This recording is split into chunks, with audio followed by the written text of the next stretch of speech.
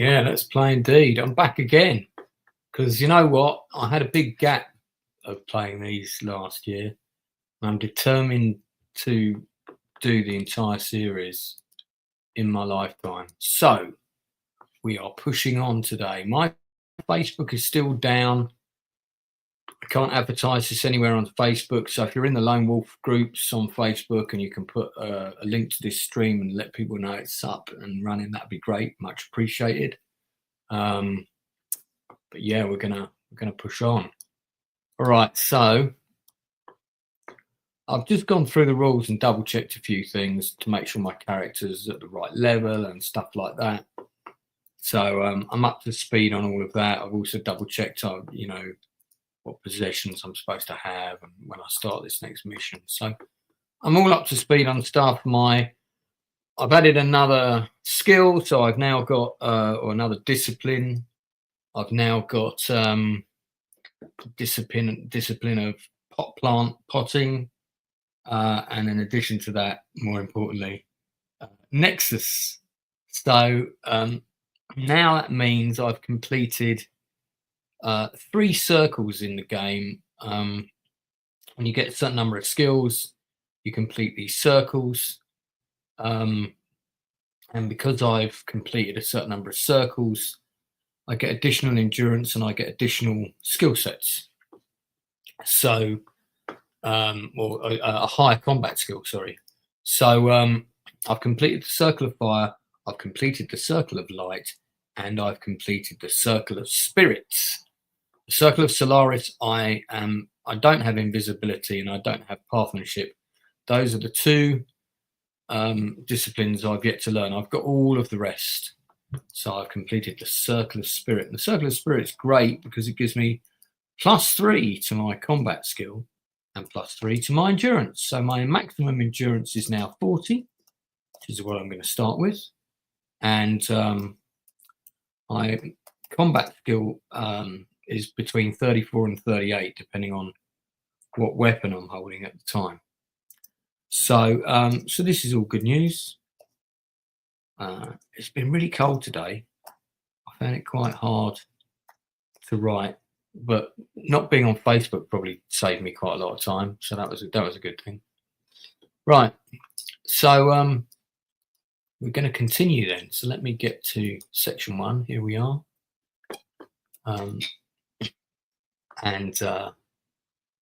Yeah, Monday, isn't it? Monday. All right. So here we go.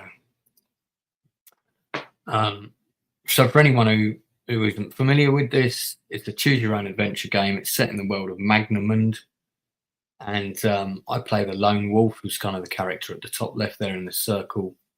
He's kind of like Aragorn. He's basically Aragorn from Lord of the Rings. He's kind of a cool sort of ranger type character. He's really a monk. He's kind of like a battle monk from this order known as the Kai, and the Kai are like the monks of Magnamund. So I'm basically playing a fighting warrior monk who's gone through many adventures and has just gone into a portal to another dimension where I've managed to capture one of the lore stones that I'm looking for.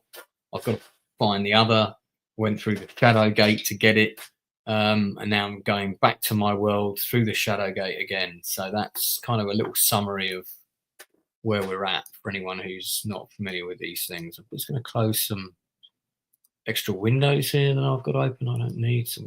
Let's just get rid of those. Okay, great. All right. So upon entering the shadow gate, you are submerged in total darkness and fall into a lightless void. Relentlessly, you are buffeted and numbed by an intense coldness that drains the strength from your body and fills your mind with strange, dreamlike images. I bet it does. It is as if you're being sucked into the heart of a swirling black abyss, and as your senses fade, you pray that you have enough strength to survive your return to Magnamund. Barely a flicker of consciousness remains when the sensation of warmth returns to your frozen limbs. It revives you, and slowly you become aware of a fluorescent mist, a pinpoint of light in the distance. The sensation of falling is replaced by a smooth forward movement, as if you are gliding to a halt at the end of a steep slide. So I'm basically going on like a water slide. Rapidly, the tiny light grows larger until suddenly you emerge from the darkness and find yourself standing in a place that you recognize immediately. Pick a number from the random number table. So in other words, I'm going to roll a d10. So we're just going to click onto this. This is our dice rolling app here. And see, there's the dice at the bottom. I'm going to roll a d10. I want to roll low, I think. I don't think that actually happened. Let's do that again. Why am I not seeing the die? What's going on here? Oh, something's wrong with this. Oh, I don't want it to be a hidden roll. Okay, we've got to. Let's clear that. Right, let's try. Okay, I'm getting die rolls here on the side, but we're not seeing the actual dice roll. That's really weird. Let's just try a different one. This isn't on, is it? Hidden roll? How do I clear that?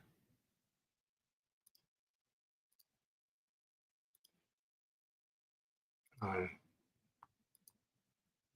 don't know what I've done here. Okay, so the die rolls are appearing on the side, but they're not appearing on the board, as it were.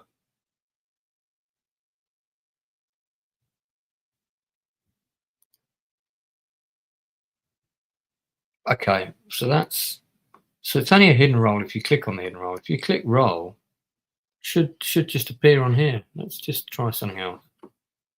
Just going to enlarge the screen. No. Okay. All right, I'm going to close that window. I'm going to open that again and refresh and just see if we can fix it, because it's not very much. It's not fun if you can't see the dice, is it? Let's see.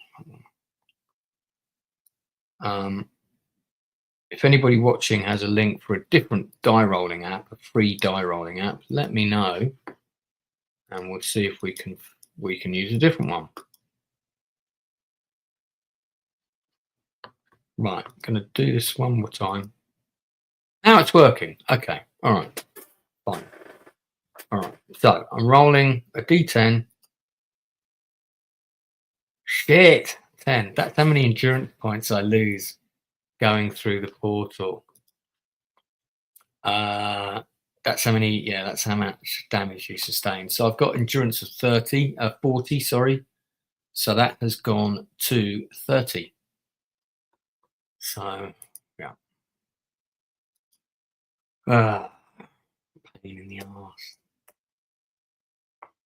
Currently 30. Okay. All right. Turn to page 94. So here we go. Don't know about these. Who are these characters? Oh, Snorter Poopers. Good to see you here, mate. Hoo-ah. Is that what that says? I'm not sure. Is that a hoo-ah? Or is it a hoo? I'm not really sure. Hoo-humans and other critters. All right. With your heart pounding in anticipation, you cast your gaze around the grey granite walls of a subterranean vault. Your journey through the Shadow Gate has returned you to the land of your birth. You are standing in the exterment chamber, a room located deep below the guild hall of the Crystal Star in Torren. Facing you and illuminated by a glow of 7 tall candles is a line of throne-like seats. 2 men, both attired in silken robes, are seated at the centre of the row, their heads bowed and their hands clasped in silent prayer. The sound of your footsteps stirs them from their meditations, and they raise their heads, and you recognise the face of your friend Baindon and your tutor, Lord Rimoa, Speaker of the High Council of the Elder Magai. The gods be praised, breathes Roma, his eyes wide with astonishment. Skarn has returned. The prophecy is fulfilled. Slowly they rise up and step forward to greet you, their movements hesitant and uncertain, scarcely able to believe that you're alive. Gordon's alive. Yes. Calmly, you assure them that you are in fact alive and they're not dreaming, and that you indeed survived your exile, and are more determined than ever to avenge yourself upon the Dark Lord Nog. Is it Narg? Narg. We'll go with Narg. Eagerly, Ramoa and Bane, and listen as you recount your experiences. And when you finish, they tell you that what has befallen Magnamund during your absence. Although it seems that you spent little more than a few days in Daznan, I never know how to pronounce that, more than 8 years has passed since Narg caused you to fall into the shadow gate of Torgar. He was quick to proclaim your death, says Baindon, unfurling a map of northern Magnamund upon the floor chamber. The news came as a terrible blow to us all. Lord Ramon knees and points at the map, indicating that the city of Torgar, with the tip of the slender crystal rod after your disappearance, Lord Adamus was killed and the allied armies were quickly ejected from Torgar. Narg declared himself invincible, and in the wake of his victory, the Darkland defeats were soon halted throughout central Magnamund. A terrible sense of hopelessness befell the allies, which was exploited to the full by the malevolent Narg. His sorcerers, the created devices that are called the Tannoz-Tukor to enable each of the Dark Lord to survive in territories outside their accursed realm. Previously, they'd been unable to survive beyond the Darklands for any great length of time. And during these rare and brief excursions, their powers were greatly reduced. Now they're able to lead armies and battle personally, and have been eager to exercise their newfound freedom. The war against the Dark Lords is all but lost, continues Baindon, his eyes cast down at the map, which is covered with black markers, indicating the frightening number of countries Narg has added to his empire. With the help of our allies in Duranor, Summerland has so far resisted his attempts at invasion, but we now find ourselves cut off from Duranor's aid by a blockade of Dark Lord warships. Here, he says, pointing to the Gulf of Helenag, is where Narg has constructed a huge naval base. It is called Aragazard. These names are like almost impossible to pronounce. And it is here from he launches his fleet of ironclad warships to blockade our coast. The Summerlending navy is no match for these monstrous sea machines, and without troops, food and weapons we have been receiving by sea from Duranor, our days are numbered. Lord Rimar rises to his feet and stares fixedly into your eyes. Your skill, bravery, and your vow to avenge the death of the Kai are the keys to our salvation. Only you, Lone Wolf, can save us now. You are our only hope in this hour of darkness. Help us, Obi-Wan Kenobi. Okay, all right. So basically everything's gone to shit, and I have to help them. That looks like another massive section of text. Oh my God, I'm going to abbreviate some of these. Oh my God, otherwise my voice is going to die. Now, before we get into all of that, let us see if we can get the. I've got a map here, but I'm going to see if, I think if we open, we can get the country map up on the main website. I think so. We do this. Go there. Let's close that. And your character, by the way, has a really long nose for whatever reason. So map, here we are. Okay, so this is the world of Magnamund. It's huge. And these are the Darklands. This is where the naval fleet have been built. This is Torren, where I am now. This is Summerland, which is my home country, and the Kai Monastery, which the whole thing begins with the attack on the Kai Monastery way back when. So it looks like I'm about to journey into the Darklands to try and get to Helgad to kill the villain, I'm going to guess. We shall see what happens. But it certainly sounds like that might be what's in store for me. So this is where we're going to be going. See, I didn't like the other adventure because it wasn't set in this world. You kind of were on some sort of weird astral plane. So the last one kind of sucked a bit. Anyway, so this is where this is the adventure we're going to be taking. So we're going to be heading to there to kill the Dark Lord. That's our mission. All right, let me read out a bit more. 3 months ago, on the day you Summerlending celebrate the Feast of Firman, I don't remember this feast, but I'm sure we do. I foresaw in a dream you returned to this world, and the place and the hour of your coming, said Rowe. I and all my brothers held this dream to be a sign from the god Kai that you had not died at Torgar, and since that day we have prepared for your return, so we may help you fulfill your vow and deliver us from the tyranny of the Dark Lords. Okay, fine.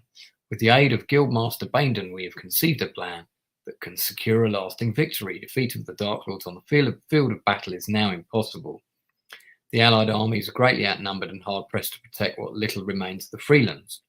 The only way in which we can rid ourselves of this evil is by destroying Narg and the transfuser, the device that transmits the power for the Tanoz Tukor. Both of them are in Helgdad. Yeah, what a surprise. To hear the name of that foul city spoken aloud is enough to send a shiver down your spine. And the thought of daring to venture there to destroy its ruler fills you with cold dread. No, it doesn't. I'm totally up for it. It's a daunting task that we ask you to attempt, Lone Wolf, but I'm afraid there's no one else.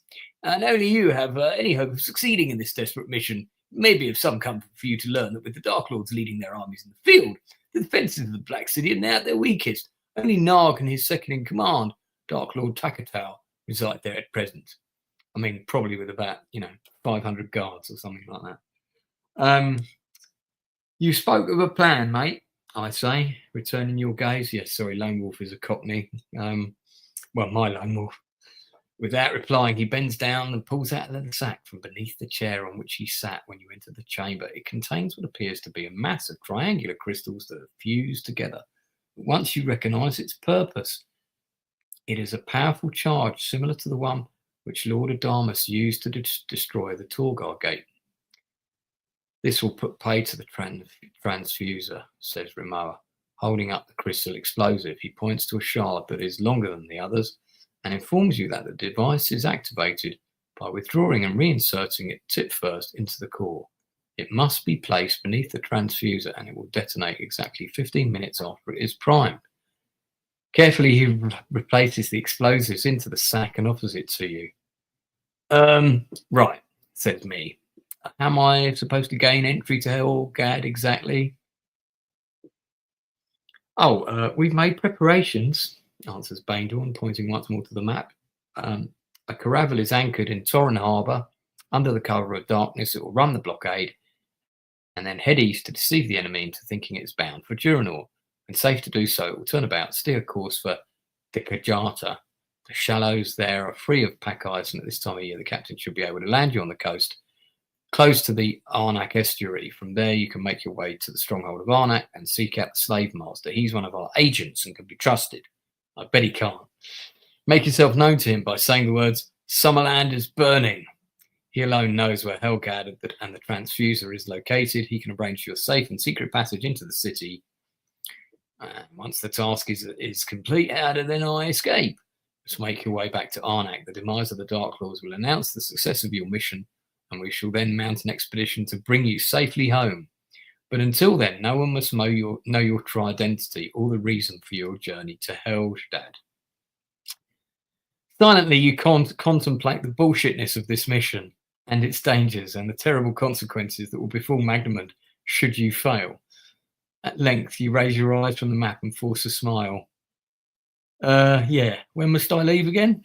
You ask, bravely.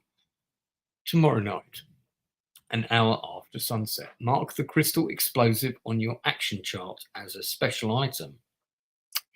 If you're already carrying the number of maximum number of special items, you must discard one. Now I've got this thing, if you possess the Summer Sword, turn to 282. If you don't possess it, turn to 229.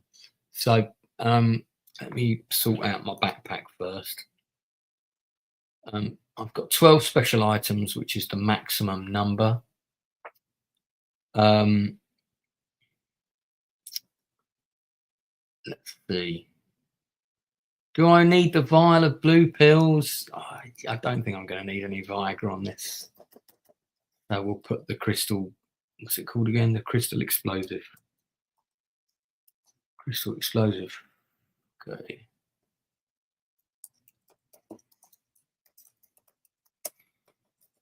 All right.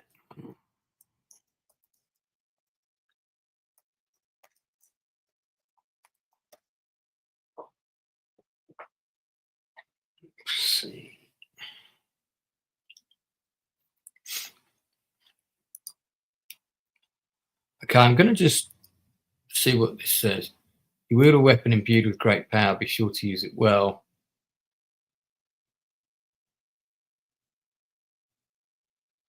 You discover new student. Okay. All right. So basically, if I go there, it means it can alert them.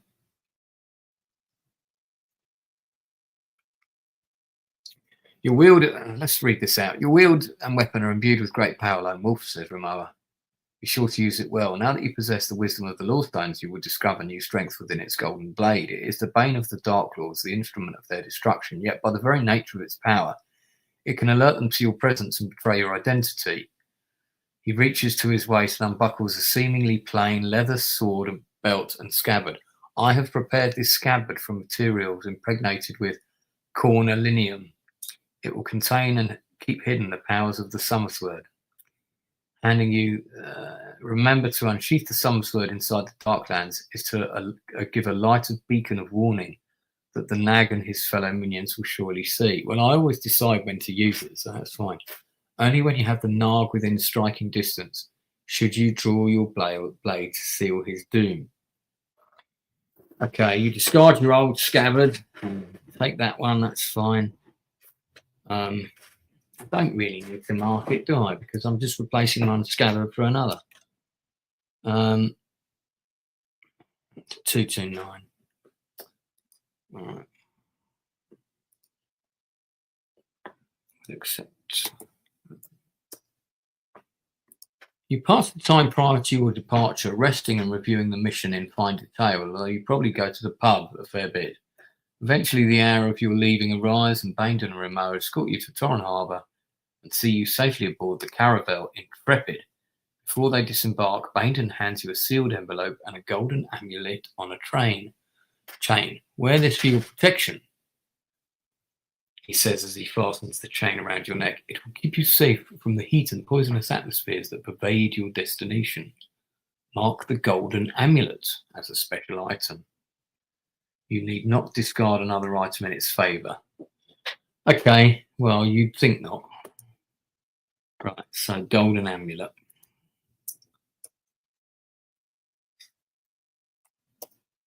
Okay, the golden compass. Golden amulet. Okay. All right. Hey, Darth, how's it going? I think you're literally the only person watching right now.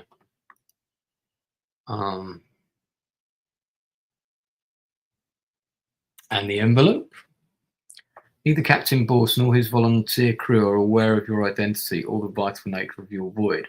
All they need to know is that you are expected to break through the blockade and carry you safely to Duranor.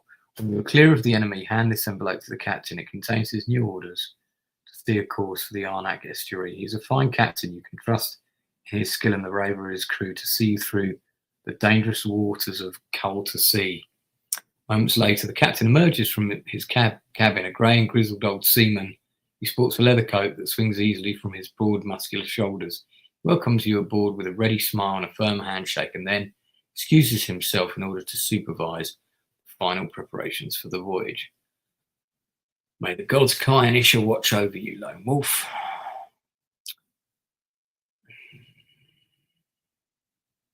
And grant us a lasting victory over forces of darkness. Okay, all right. Well, guess that all sounds fine. Let's put the map up again for a second so you guys can see where we're going. So, yeah, Torn is a city at the end of an estuary. So we're basically going to go from here. We're going to look like we're doing a run to Duranor, and then we're going to basically do an about face, and we're going to come all the way back, and they're going to drop me off in this estuary somewhere here, and then I've got to go and find the slave master, who's then going to arrange for me to get to this castle here. What could possibly go wrong? What could possibly go wrong? All right.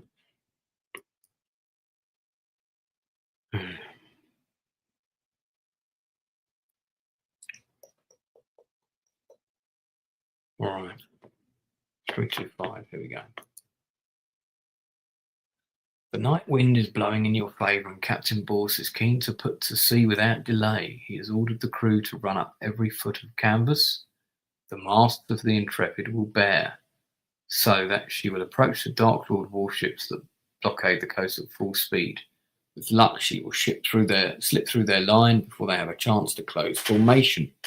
It's a bold plan, but the captain and his crew have run the blockade more than a dozen times in the past year, and they're confident tonight will be also successful.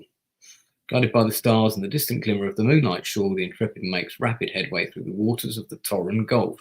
As it nears the open sea, you decide to offer your services as lookout and go in search of Captain Borse. You will find him on the forecastle with a group of keen-eyed Columbian Marines who are scanning the blackness for some sign of the enemy.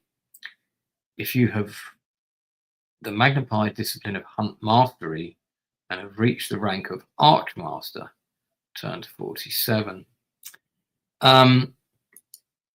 I do have hunt mastery, I believe. I'm not an Archmaster. I'm a mentorer.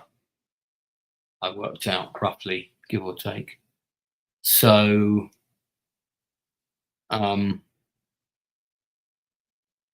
I do have hunt mastery, yes, number 22. But I have to have reached both, so I guess no. So 256. All right. You stand at the ship's rail and stare at the surrounding wall of darkness. The salty air is cold upon your face, but as you breathe deeply, you detect a strangely bitter smell, like burnt sulphur carrying on the wind. You're about to mention this to the captain when a shout rings out from the crow's nest. "Blockaders, dead ahead! Hard to port!" 5 Darkland ironclads loom into view. They each carry a formidable array of weapons mounted on their steel-skinned decks, and protruding from the middle of each craft is a tall funnel, which belches forth a cloud of choking sulphurous smoke. As the Intrepid swerves to avoid collision, this acrid smoke wafts across the water and engulfs the crew, causing them to retch violently. Suddenly, a flash of blue and white light illuminates the bow of the nearest ironclad, and a fiery projectile arches across the sky. God, there's a wizard of some kind. Okay, we got to roll a number on the die roll here.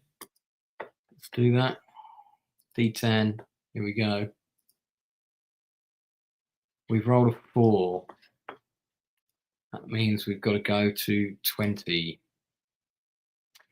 Throw yourself to the deck as the missile drops like a meteor from the sky. It passes overhead below the main and mizzen masks and then hits the water with a tremendous splash. The other enemy vessels start to turn to bring their weapons to bear, but the heavy iron ships are slow and cumbersome, and by the time they've altered position, the Intrepid is out of range and sailing at speed into the duly gleaming waters of Coulter Sea. Well, that seemed rather easy. Can you fight a Balrog? I have no idea. We'll see what monsters await me. Right, so I went 256 to 20, didn't I?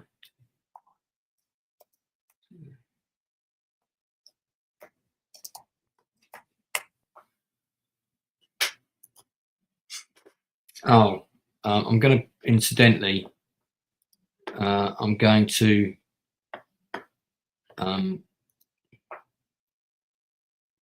so I've gone through 4 sections without combat already. So let's take my endurance up to 34. Plus I would have rested anyway during the thing. I'm pretty sure my endurance is maxed. I know I could eat some seeds of Sonara if I really wanted to. I'm going to save those. So yeah. So it's going to be currently 40 then. Okay. 10 to 71. Wow, there's suddenly 4 people watching. Whoa. Oh, yeah, no worries, man. This is quite a niche series of choose your own adventure books, but the world building and the visuals and stuff in it make it really strong. It would make for such a great TV show if done properly, but you know, if done properly being the key words there. But yeah, and the entire series is available free online, care of Project Aeon. You can, though, go to this website, magnamund.com, and get all the updated versions, which I have, which are in the photograph for this stream. But thank you. I'm assuming, yeah, I think I've seen you in my chat before. I think you're one of the newer subscribers to the channel, but I think you've been in the chat before, right? The name sounds familiar. All right, let's carry on. I tried to interact with people on here, which is something you can do when it's just a small number of people watching. So it's quite nice to be able to do that. As the last of the enemy warships disappears into the dark, the crew give a rousing cheer. Whoa! Once more, they've risked their lives to run the blockade, and once again, they've lived to tell the tale. The captain requests damage report, and is relieved to hear, all the crew have survived, sir. No serious damage. Before leaving the forecastle, he reminds the lookouts to remain vigilant. Oi! Remain vigilant! Sometimes the enemy place a second line of ironclads a few miles behind the first in order to catch the blockade runners that slip through. Right, I'll be going to sleep then. Good night. And he descends stairs to his cabin. He orders the first mate to go him to his quarters then.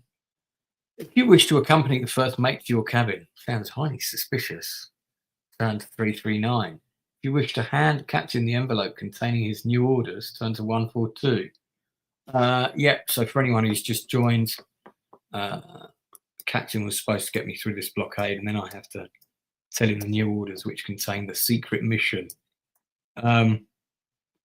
So I guess we're doing that. What have we got here? Guildmaster Baindon instructed me to deliver this into your charge as soon as we clear the blockade. It contains confidential details about our voyage to Duranor. Well, I'm sure it can wait until morning. He slips the envelope into the pocket of his gold-braided jacket. You'd best get some sleep. We could be in for some rough weather come sunrise. You insist that he reads the contents of the letter without delay, but he dismisses your request. It can wait. A few hours makes no odds. He descends the stairs before you can argue otherwise. So I've got a choice of going to the cabin with the first mate. Don't know what's going on there. Or staying on the forecastle with the lookouts for a little bit. What do you reckon? Get my head down, or shall we stay on the forecastle with the lookout? I have a feeling we probably should stay for a little bit just to make sure. I don't like the way the captain's behaving, so I'm gonna say that's what we're gonna do. If anyone disagrees, say so now. Too late. Okay. The lookouts are naturally curious about the only passenger aboard their ship, especially as he keeps company with Guildmaster Baindon, the most highly respected magician in Summerland. They question you keenly about your mission to Duranor. When you assist, you are sworn to secrecy. They pursue the matter no further, with you at least. Now, I mean, I'm just going to say, if someone says, so why are you going to Duranor then? You know, you're friends with the magician and all that. Why are you going there? Oh, I'm on a secret mission. I probably wouldn't say that. I probably wouldn't go, I'm on a secret mission, you see, but it's a secret. I'm sworn to secrecy. I would say something more like, no matter, I just have family there. I've fought in the war for many months and I feel I must see them. So they have given me permission to take my leave. My sister is expecting a child. It's her first. That sort of thing. You know, that would be the kind of story I would go with. I wouldn't go, oh, well, I'm sworn to secrecy because I'm on a secret mission, you see. That's why I'm sworn to secrecy. Anyway, you learn that they hail from the London Isles, a fiefdom famed for its brave and intrepid seafarers, whose ships have protected the coast of Summerland. Hang on a minute. Where are these islands? There could be Keelu, which is... Oh, yeah. These... Oh, I've been on these. I went on these. I landed on one of these. Yeah, okay. It shocks you deeply to learn that during your exile, the Dark Lords had destroyed the Kalindon fleet and laid waste to the once fertile islands. Oh, shit. Okay. We'll soon free our isles from that vile cur nag, growls one disgruntled sailor, and the others echo his sentiment. Yeah. The brooding silence descends on the deck, and you decide it would be wise to get some rest before dawn breaks. One of the shipmates volunteers to show you to your quarters, and you accept his help gratefully. Okay, so I learned a little bit of information there, nothing too crucial. All right. So now on 24. The mate leads you through the bows of the ship to your quarters near the stern. You are hoping for some degree of comfort, but the cabin turns out to be cramped and smelly, sandwiched between the galley and the bilge. Despite the lack of space and the stomach-churning smell redolent of dead fish, you manage to catch a few hours' sleep before the grey dawn haze filters through the glass of the cabin's solitary porthole. Desperate for fresh air. Whew. You make your way up to the forecastle, where you find the captain standing alone at the rail, reading the contents of the envelope. "'Tis a brave and risky adventure you've committed yourself to, comrade," he says, without raising his eyes from the parchment. "Yet these be risky times. I can only guess what lies beyond your journey at Jakarta. But of one thing you can be sure. I will do all my power to see you safely there." Immediately he issues orders to the crew to turn the ship about and steer a new course, north by northwest. The crew react to the change of plan with great speculation, yet despite the dangers they know they've come to face, none challenge their captain's decision or voice of dissent. I just realised I've got some peeling skin on my hands. I need to use more moisturiser, then they're looking a bit dry. Turn to 241. Okay. Canadian Spider-Man, what's going on? Good to see you, buddy. You were in here the other day. Good to see you. Have you got a snowstorm in Canada as well? What's going on with the weather there? No, there's kind of a whole snowstorm situation at the moment. Yeah. Right. Oh. All right. Okay. So let us continue. For 2 days and nights, the Intrepid forges a course through stormy waters. Sorry, just moving some things around here. That's better. Running ahead of a chill wind that weeps down from the glaciers of Copley in the north, the sea becomes increasingly hazardous, with sleet squalls and lightning storms that break without warning. Yet the dawn of the third day heralds a sudden change in the weather. Fog, a windless, soundless grey, forbidding damp that cuts off eyesight at an arm's length and leaves the crew soaked and shivering. Many stare enviously at your Calcoff hide cloak as they attend to their early morning duties in quiet discomfort. "Curse this fog," grumbles Captain, staring haplessly at the clammy mist. "Better a gale or a curry storm than this." For countless hours the ship lies dormant, rocking gently on the cold, listless sea. Staring at the wall of fog, it's easy to imagine all manner of creatures lurking from within. An eerie silence does little to allay the superstitious fears of the crew, and suddenly the quiet is disturbed by a shoal of red-finned sea carp. More than one man cries out in shocked surprise. Okay, I do have the discipline of animal control, 305. That picture doesn't suggest that we're in for a good time. Okay, let's put that there. Are you still with me, Canadian Spider-Man? Let me know.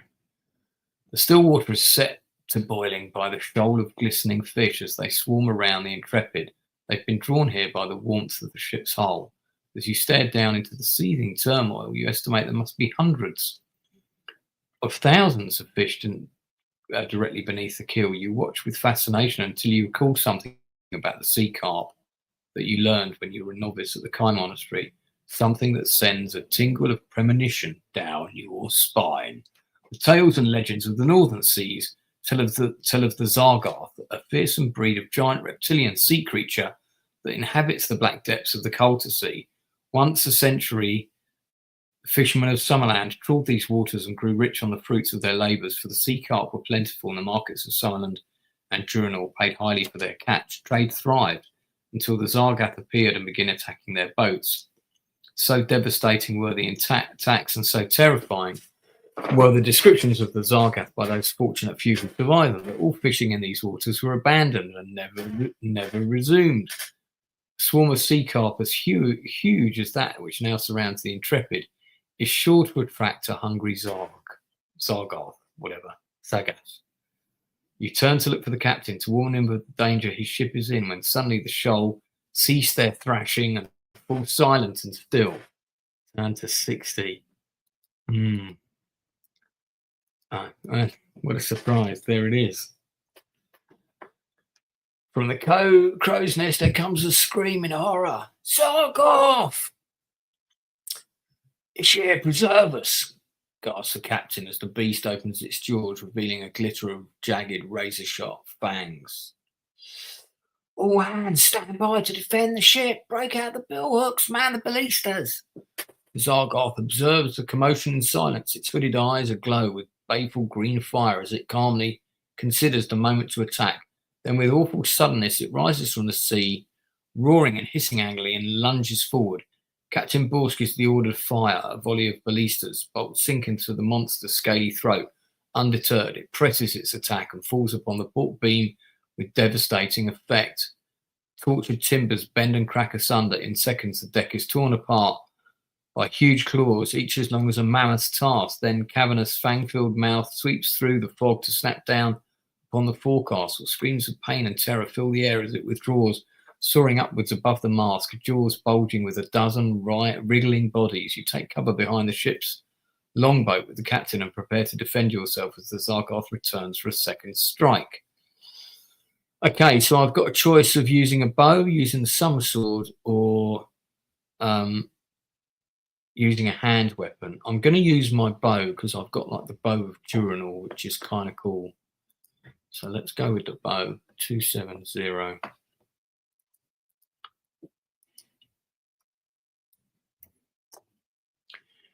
You load and take aim at the beast's massive head as it swings low across the deck, smashing and crushing all before it. Its scaly hide looks as tough as a steel plate, and you search desperately for a part that may be vulnerable to an arrow. Your heart pounds and your face is drenched in a cold sweat as the Zargath, its jaws agape, swings back its head and lunges straight at you.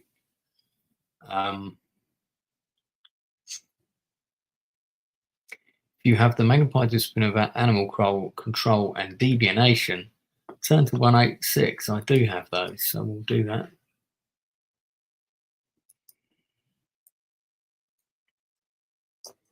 Your senses tell you that the creature's most vulnerable parts of the Zargath's head are its ears.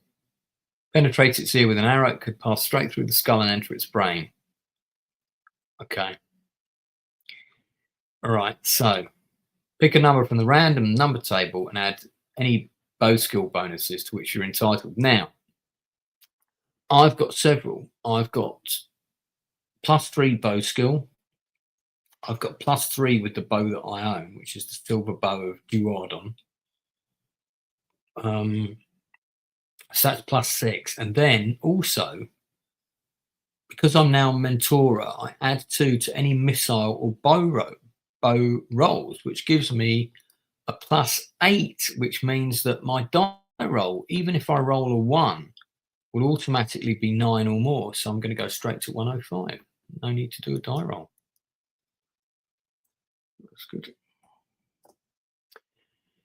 Your arrow speeds toward its target and disappears. Seemingly uninjured, the Zargath draws back its head in readiness to strike, its awesome jaws poised to seal your doom. Death seems but moments away when the creature suddenly freezes. It shudders, its green eyes rolling in their sockets. It gives vent to a scream so loud that you're forced to cover your ears for fear of being deafened. The scream grows louder until with a mighty splash, the Zargath lurches sideways into the fog-wreathed sea. 217. So I think I killed it. Yep. Zargath sinks swiftly beneath the icy waters. Its tail breaks the surface and slaps the swirling foam, and then it is too gone. then it too is gone, trailing the creature's lifeless body as it spirals 100 fathoms to its final resting place.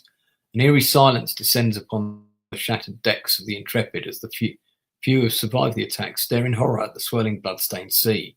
Then begin the cries of the injured, and those who are still able to stand begin the grim task of recovering bodies and staunching wounds. You help with the search and find the captain Borst lying near the ship's longboat. He is unconscious and badly injured. Both his legs have been broken.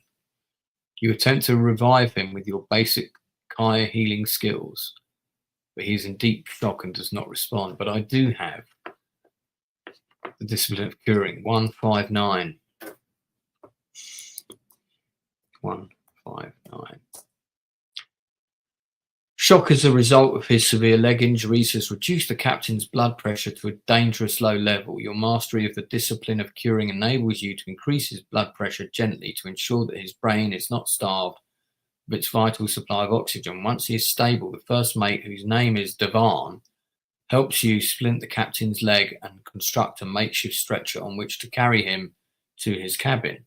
Slowly he regains consciousness, and although he is in great pain, he insists on speaking. Devan, he says through gritted teeth, the ship's under your command now.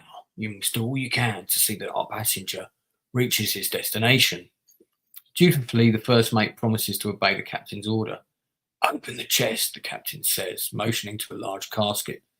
You oblige and discover it contains a vest made of finely crafted Bronin chainmail and a pair of engraved silver braces designed to protect the forearms during combat.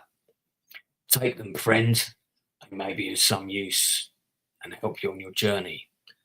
The Borin vest adds 3 points to your combat skill, and 1 to your endurance. It may be worn as a padded leather waistcoat, but not with a chainmail waistcoat. The silver braces add 2 to your combat skill and 1 to your endurance, and if you wish to keep either or both, mark them. Well, I'm going to take both. I think, let me see now.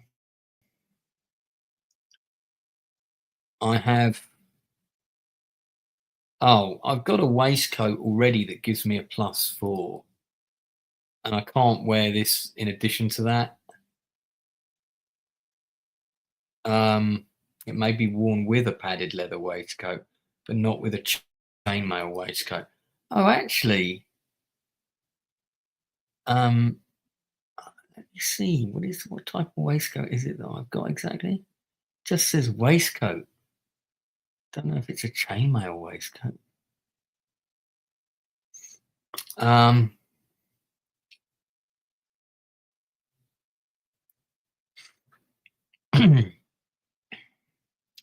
Right, well, let me wear the silver braces for sure. So I'm going to go with the silver braces.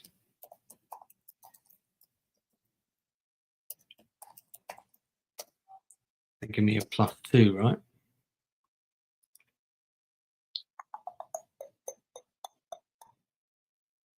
Two to combat, 1 to endurance. Yep. So my endurance is now 41. And then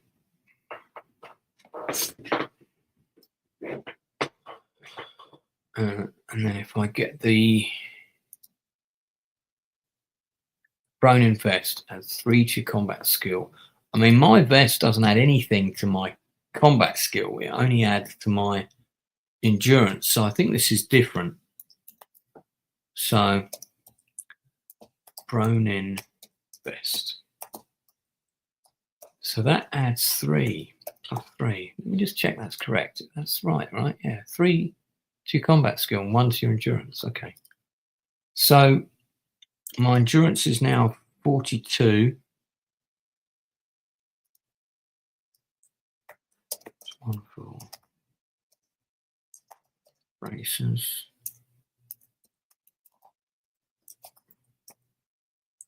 +1 for the Bronin waistcoat. That'd be shy to chip in people in the chat. I am looking at the chat occasionally. Right, so that means that my combat rating without any weapons is, it's 18 plus 2 for the shield, which brings it to 20. For the completed circle of fire and the circle of spirit, that gives me another 4, which is 24. 26 for the silver braces. 31 total without the weapons. That's great. Total without weapons, 31, which is good because the summer sword would take it to 41, and then I could add mind surge if I wanted to, power surge or whatever. But I've got a broadsword that takes it to 34. My bow takes it to 37. So I've got 3 options there, all over 30. So that's pretty good. That's pretty good. All right, let's push on. Turn to 262.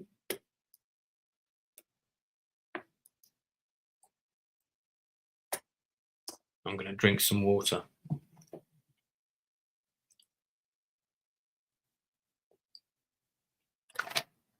Before you can thank the captain for his generosity, he lapses into merciful unconsciousness that spares him the pain of his injuries. Having done what you can to make him comfortable, you return to the deck to survey the damage. Over half the crew have been killed or injured in the attack, and the ship herself is badly mauled. The mainmast is down, the sail hangs in tatters, and there's a gaping hole that stretches along the port beam to within a few feet of the waterline.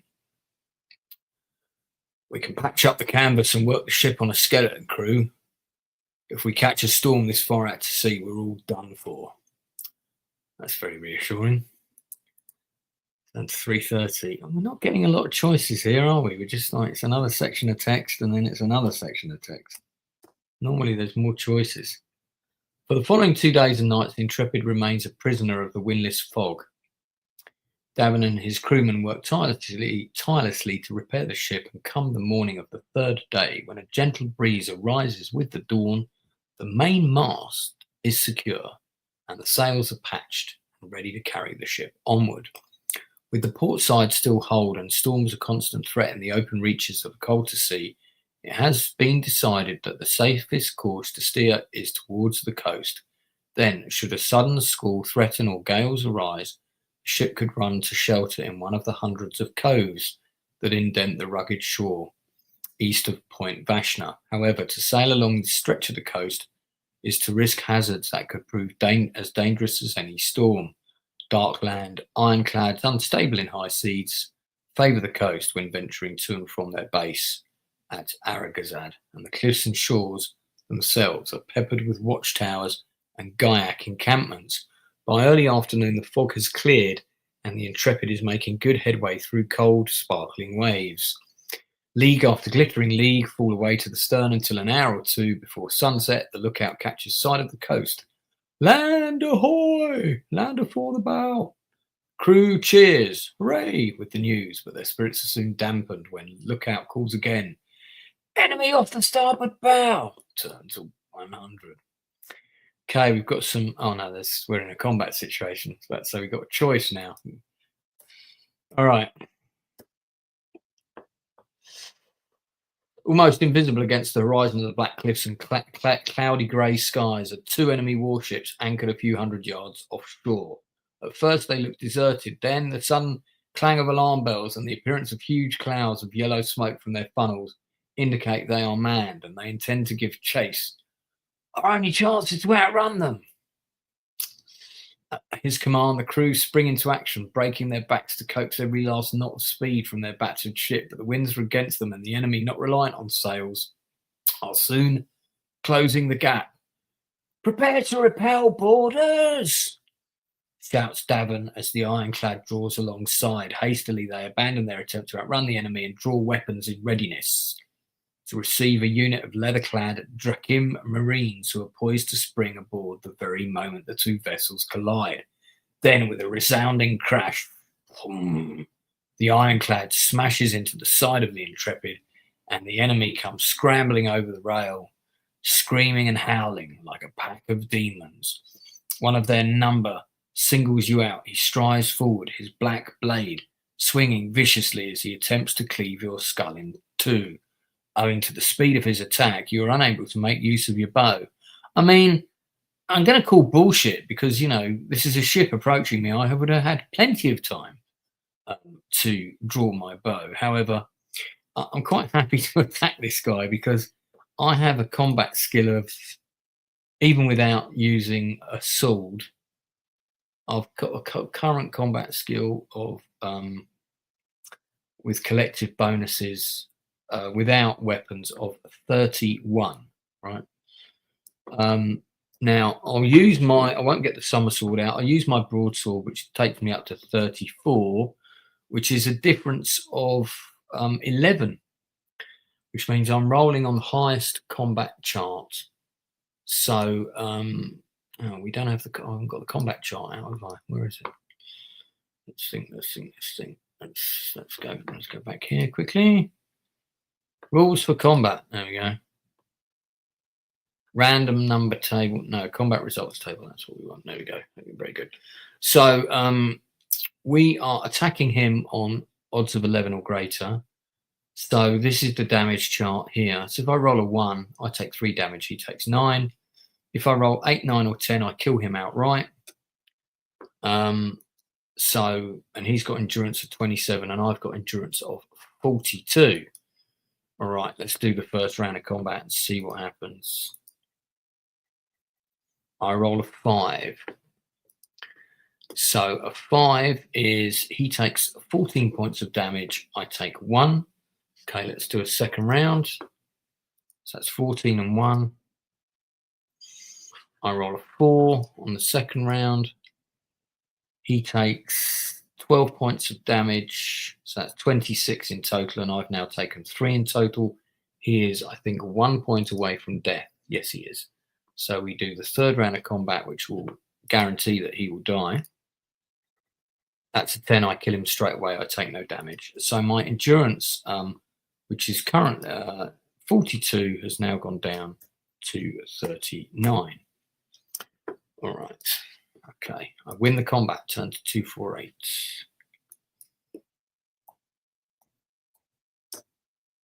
You leap over the body of your slain enemy and rush to help Daban, who is being driven back across the deck by 3 snarling Drakeem. For Summerland, you cry as you launch your attack, felling 2 of his adversaries with a single sweeping blow. Of course I do. Deftly he puts paid to the third, and together you advance towards the stern, where the enemy are attempting to capture the helm. Already several of the crew lie bleeding on the deck, and although they fight bravely, they are no match for the vicious Drakeem Marines. At the foot of the makeshift stairs that ascend to the stern deck, you are confronted by the leader's enemy of the assault team. Okaka Igor, he growls, his evil eyes glinting through slits in the studded leather battle mask. Sheesh Oknak no Gogo Gaga Gaga Wusha Adis, whatever that means. And with that, he lifts his reddened axe and strides forward to meet your advance. Okay, so this guy is slightly better, but I've still got a combat skill of 7. You can evade combat after the first 2 rounds, turn to 7. If you win this combat, turn to 290. So I'm gonna fight him. So we're rolling on the 7 or 8 chart, so I can still kill him on a die roll of a 10, which would be really nice. Let's see what happens in the first round. I get a 2. That's not so good. That's not so good. I take 4 points of damage. He takes 7. So that puts me down to 35. And that puts him down to 23. Let's do another round of combat. Come on, let's roll high this time. That was nearly a 10. So it's a 6, which is he takes 12 points of damage and I take 1. So I'm now down to 34. He's taken 12, so he's down, and he just took 7, so he's down 21. So right, so he's got 9 endurance left. Okay, so we'll do the third round of combat. 6. I'm pretty sure I killed him.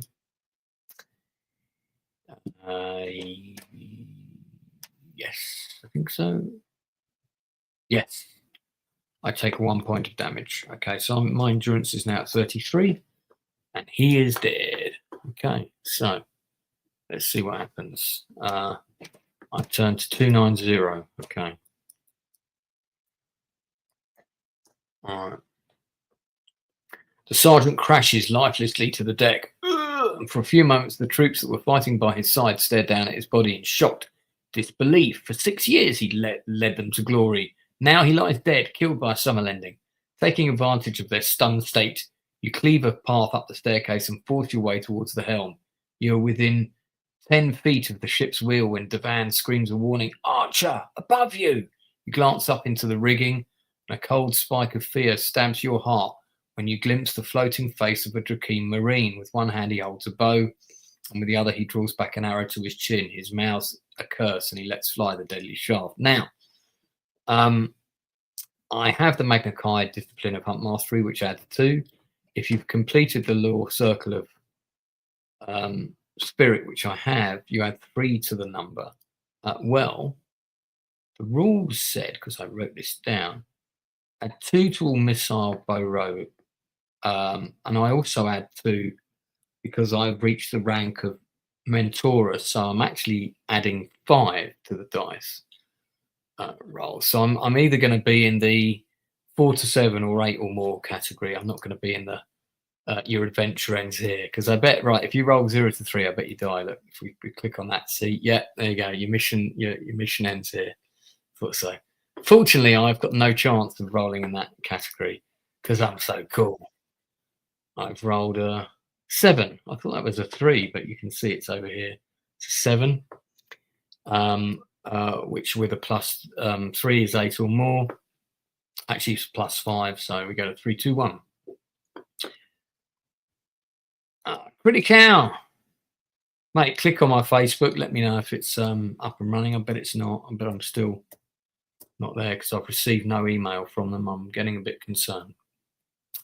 You twist aside and the arrow thuds harmlessly into the deck, and the archer bares his teeth as he reaches for another arrow. But before he can fire again, his aim is spoiled by 2 of his comrades who rush forward to hack at you with an axe and sword. Devan protects your back, holding off the Marines who are attempting to climb the stairs.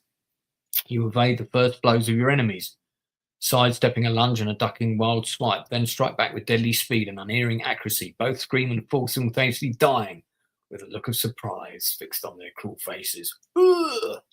Turn to 209. Okay. With a swift and graceful movement, you snatch a dagger from the belt of one of your dead foes, spin on your heel, and fling it at the archer above before he has a chance to fire another arrow. Sinks hilt deep into his chest, sending him tumbling backwards into the black waters of Call to Sea. By the way, Al, how many of these books did you read? Because I only got up to book 10. With the stern deck now cleared of the enemy, you grab the helm and attempt to steer the ship away from the ironclad. The second enemy vessel is closing fast, and you fear that the Intrepid will be smashed to driftwood if caught between the two. Roll a dice, and for every Magna Chi discipline you possess above your 3 initial skills, add 1 to the number you have picked. Okay, so let's see. Magna Chi skills total, might as well just total them all up, is 1, 2, 3, 4, 5. The weapon mastery one just counts as 1, I think. 6, 7, 8, 9. So so I would be adding 6 to the die roll. Okay, that's good. Come on. We should be able to get high on this one. That would be 14, so that would mean I'm turning to 151. I can't message them out. There's no way of messaging them. All you can do is you fill out the appeal and you do the ID thing, which I've done, and there's no further way of me contacting them at all. And I've been through all of this on Google already. Oh, that would have been one of the Fighting Fantasy books. This is the Lone Wolf series, which is a bit more highbrow. Yeah, Finding Fantasy. Yeah, you got them on your Switch. Didn't know you could get them on Switch. The Intrepid responds to the wheel, and as the wind fills out her sails, she begins to pull away from the first ironclads. Your hope rise, but they are soon dashed when a jolt runs through the deck, and she rolls back towards the enemy vessel. Then you see why you cannot escape. Devan! Quick, have your men cut the grappling lines, you shout. Immediately he urges his men to carry out your command. Anxiously you watch as the second ironclad bears down on the stern with unnerving speed. The lines are soon severed, and you feel the ship swing about, yet the enemy craft is almost upon you, its deck crammed with more troops, poised to leap aboard. Suddenly it hits the rear quarter, and you are knocked down by the shock. The screech of tortured metal and the crack of splintering wood fills the air. Yet the deck soon rights itself, and you're able to regain control of the helm, despite the shock of the impact and the fearful noise. The enemy craft has only glanced the bow, its steel-tipped ram missing the rudder by just a few feet. It scrapes alongside before veering away amid a cloud of foul yellow smoke. The crew cheer. There's probably not many left of the crew, is there? And the Drakean Marines falter as they watch their vessel slipping away to the stern. The battle on board turns in your favour, and as Devan and his men press their advantage, you feel sure that the Intrepid will make a successful escape along the coast. Within the space of a few minutes, your confidence is shattered by a new and unexpected attack. Oh, okay. Yes, mate, that is proper shit.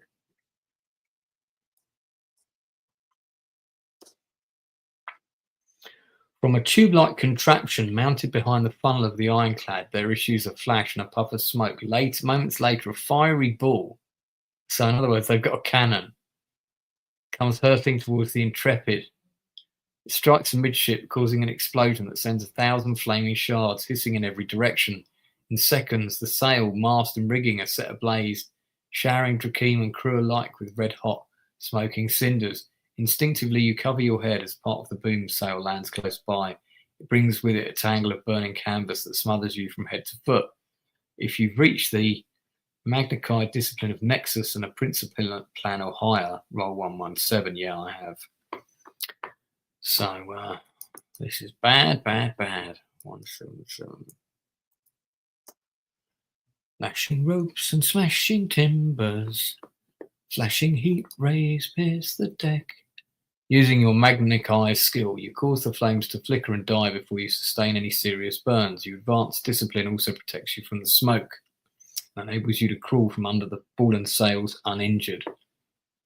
The explosion has caused havoc aboard the Intrepid. I bet it has.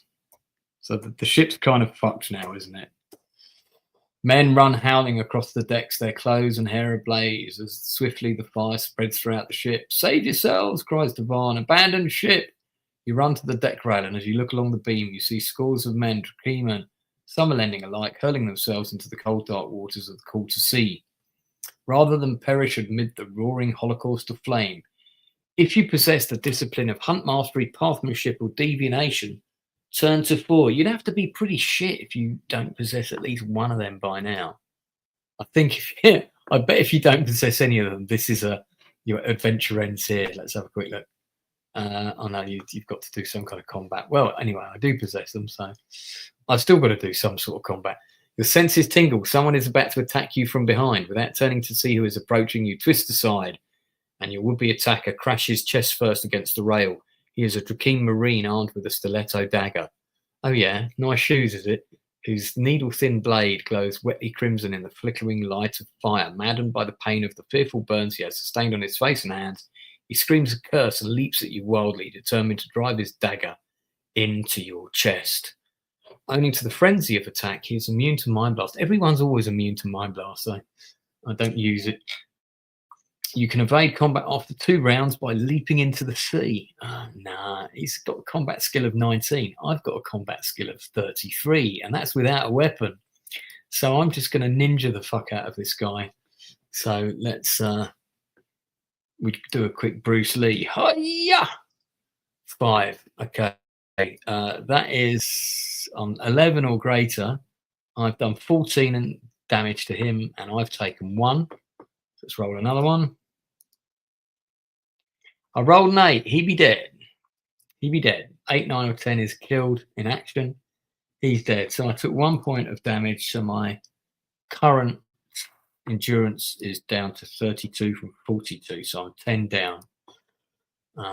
I'll eat some seeds of what's it shortly, but right, let's go to this. So we've gone 4 to 91. Womble Hammer. God, I haven't played Womble Hammer for quite a while. You pull away from your enemy as he screams and tumbles over the ship's rail. Then, as if in answer to his cry, a horn shrieks loudly. It is the ironclad. It is at last caught up and is steaming alongside the blazing Intrepid. Clouds of acrid yellow smoke now merge with the oily black plumes pouring from the inferno that was once the ship's hold, adding to the chaos and confusion. You pull yourself onto the rail and wait for the smoke to thin before making your leap. Suddenly the ship lurches violently and you slip and fall feet first into the swirling smog. Okay, pick a number. All right, so gotta roll the dice. Roll the dice. It's a 9. Turns to 194. What's going on? Yeah, I think the thing, I never really got into Warhammer. I played it for a little bit. I had a Force of Eldar and I had some blue ultramarines that were all kind of converted with things like M60 machine guns and stuff. But yeah, I've seen people playing it recently and it just involves rolling so many dice and saving throws and all that shit. And it's like, basically, you should, in a game like that, you should fire at something, you should roll to see if you hit it, and then you should roll to see if you kill it, and that should be it. You hit the water with a mighty sploosh and sink like a stone beneath the icy cold waves, yet the sudden shock serves to revive your battle-weary muscles, and you quickly strike out for the surface. You emerge from the depths beside the hull of the enemy ironclad, which is pulling slowly away from the wreck of the Intrepid. The heads of the rivets which protrude along its steel bow offer you a secure handhold from your numb fingers and enable you to drag yourself onto the shallow deck. You've barely caught your breath when a Drakeem sailor, armed with a billhook, rushes forward and lunges at your head. I do possess Hunt Mastery. I'm going to ninja this guy. So I'm rolling. Is that 10? Yeah, he's dead. He lunged at me and I went, hi-ya! And I just did a John Pertwee Doctor Who karate chop and killed him. Right, so 2, 4, 3. The force of your killing blow sends the Drakkar reeling backwards across the deck. He collides with another sailor who was coming to his aid and knocks him headlong into the sea. You brace yourself in case there's another waiting for you, but the smoke from the vessel's funnel is so thick, the other Drakeem are so preoccupied with hooking their marines out of the water, they fail to notice you creeping towards the wheelhouse near the middle of the deck. The steel door swings open at your approach, and 3 hefty Drakeem confront you on the threshold. You parry one's blade, take the second in the chest, and see the third spinning sideways, trailing scarlet spray from the fatal wound you've dealt him. A quick thrust to the heart puts pay to the remaining sailor. He screams and falls through the doorway, tumbling down the staircase. I do have this skill. Or you can slam the steel door shut and look for another place to hide. Now let's just see what happens here. 226. Your kite senses inform you. My spidey sense is tingling. Informs you that the stairs descend to the control cabin and cruise quarters, and then onto the cargo sections, which house huge tanks filled with sulfur used as fuel for the engine of this strange craft. The sudden appearance of the sailor's body has started a commotion, and the sound of heavy boots grating on metal warns you that more Drakeem are ascending the stairs to investigate what or who caused their comrade's death. To attempt to descend the stairs could prove fatal, so hurriedly you slam the door shut and look for another place to hide. Okay, cool. 169.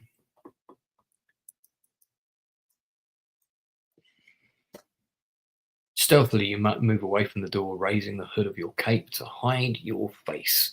Beyond the wheelhouse, you see a large tube of steel mounted horizontally. That would be the funnel. It's attended by 3 Drakeem who are busy loading a heavy pear-shaped... Oh, it's the cannon. Projectile into the chamber of the tube. A large wooden crate filled with several more projectiles lies open at their feet. Their captain His rank, denoted by silver braids, is pointing to the sinking Intrepid and shouting excitedly, Gazmazar, okay, Razar, Shada and Engagag. It's a bit like those guys in that Thunderbird episode in the Pyramid. You remember that? Or whatever they're saying. If you possess the Magnified disciplines of invisibility and pathmanship, now those are the two skills I do not possess. Turn to 84. Silently you watch as the great tube is gradually lowered by means of ratchets and gears until it's pointed directly at the waterline of the Intrepid. It seems a pointless exercise. The ship is sinking so quickly that to fire upon it now would seem to be wasteful. Then suddenly you realise what the enemy captain is planning to do, and the thought of you stirs you with anger. 84 to 113.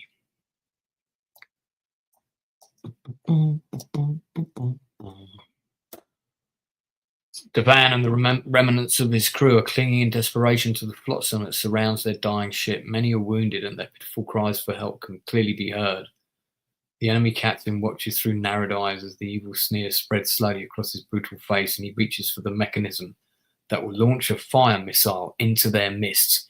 If you have a bow and wish to use it, or if you do not have a bow or do not wish to fire at the captain, I do have a bow, and I am going to protect my fellow countrymen. Screw you, buddy.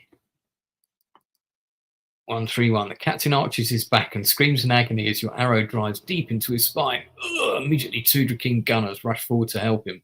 But as soon as they realise he is dead, they spin around to confront you. If you have at least 2 arrows and wish to silence these Drakean, turn to 259. I do. The first arrow pierces a heart, but the second is deflected by a steel breastplate. Before you have a chance to fire again, the surviving gunner is upon you, his short sword ready to stab at your chest. It says I have to fight 2 rounds unarmed, but do you know what? I don't actually mind that because I'm still on the maximum table anyway.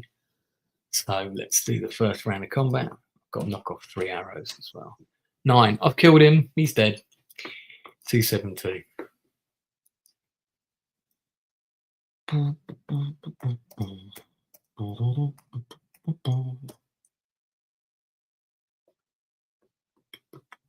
I'm keeping the records here in the chat here, the numbers. I'm not drawing a map, no. I used to do that when I used to play the games as a kid. I'd like map out the quest kind of thing, so I could see if there was anywhere I wanted to retrace my steps. The deck is shrouded in smoke, but the sound of heavy boots pounding steel plate warns you that a group of Drakean Marines are approaching. Acting on instinct, you grab the rear of the cannon and revolve it on its mounting until it points directly at the deck. This is very Return of the Jedi. Yeah, mate. I've got a character sheet. It's here. Hold on. I'll show you. And you've got one in the book, but this is my own one. So all my stuff is here. It's all open here. So this is all my blurb on here. So I've got that open the whole time while I'm doing this. Right. Yeah, this is very get the gun, point it at the deck. Return of the Jedi. Dun, dun, dun, dun, dun. Dozen angry Marines emerge from the smoke, and their faces freeze in terror when they find themselves staring into the muzzle of their own formidable weapon. Death to the Dark Lords, you cry, pulling the lever. 285.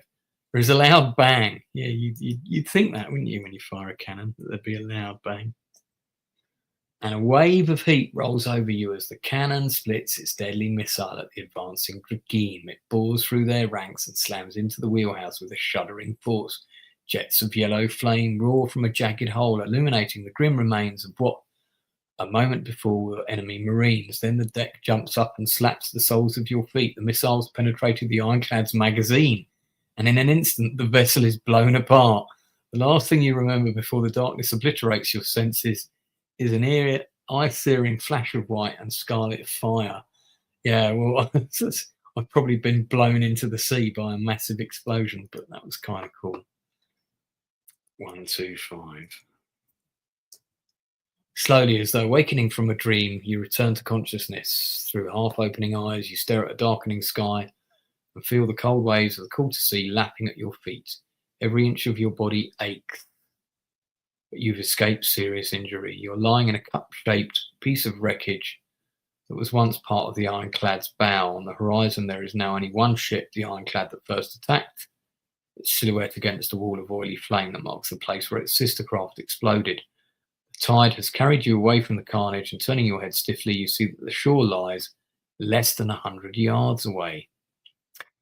If you possess the magnified discipline of hunt mastery, which I do, and have reached the rank of Pritapalin, which I have, turn to 296. Okay.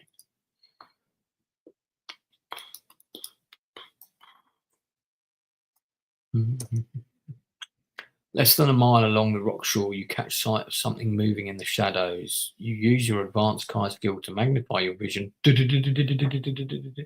and are able to see a patrol of Gaiacs searching the water's edge for survivors of the battle. Some they help, and presumably, and others, the crew from the Intrepid, they stab repeatedly with their spears, leaving for the sharks to claim. Forewarned by your skill, you begin to paddle away from the patrol, keen to avoid their chilling welcome. Okay. 174. Oh my God, huge portion of text, which I will read abbreviated. Night has fallen swiftly. Okay, and then there's a full moon. The tide bears you swiftly towards the shingle beach, crashing surf, yada yada yada. 10 yards from the stony beach, you slip into the thigh-deep foam and wade ashore. Though you can see no sign of any enemy patrols, you keep your head low. By chance, you happen upon a narrow path that clings precariously to the side of the cliff face as it zigzags its way from the top. The climb is long and arduous. By the time you reach the summit, the weather's taken a turn from the worse. Icy rain whips inland, it's chilling, etc., etc. Blue flashes reveal a vast dead world of pitted spurs and crags where every tree is petrified and every rock looks like a dead man's skull. Yeah, Anna, I'm still not on Facebook, so it sucks. You pull your cape close about your shoulders and set off towards a ridge that is peppered with dark hollows, hoping that one of them will offer some shelter from the coming storm. Upon reaching the ridge, you discover that most of the hollows are merely patches of dark earth, sandwiched between the honeycombed rock. The rain has become torrential, and you're beginning to abandon all hope of finding dry shelter when suddenly your tracking instincts alert you to a cave-like opening at the far end of the ridge. You investigate and discover that it is indeed an entrance to a cave, one that is both wind and watertight, and to your relief quite empty. You are now quite hungry. You must eat a meal or lose 3 endurance points. I imagine my food is probably quite soggy, but I do have these skills, so let me turn to 234. Although the cave is empty, you detect a lingering scent of a creature that has slept here in the last 24 hours. If this is the creature's lair, it is likely to return to seek shelter from the storm. If you wish to leave the cave and look for shelter elsewhere, turn to 183.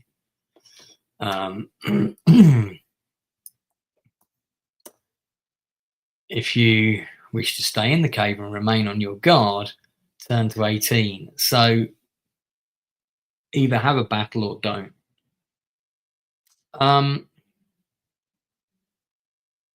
I'd say remain in the cave.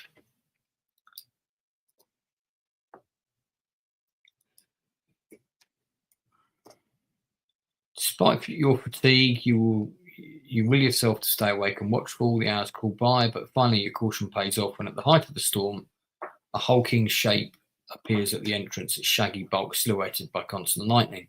Sensing your presence in the lair, it emits a hungry growl and gets ready to leap at your chest. If you have a bow and wish to use it, turn to 264. I do.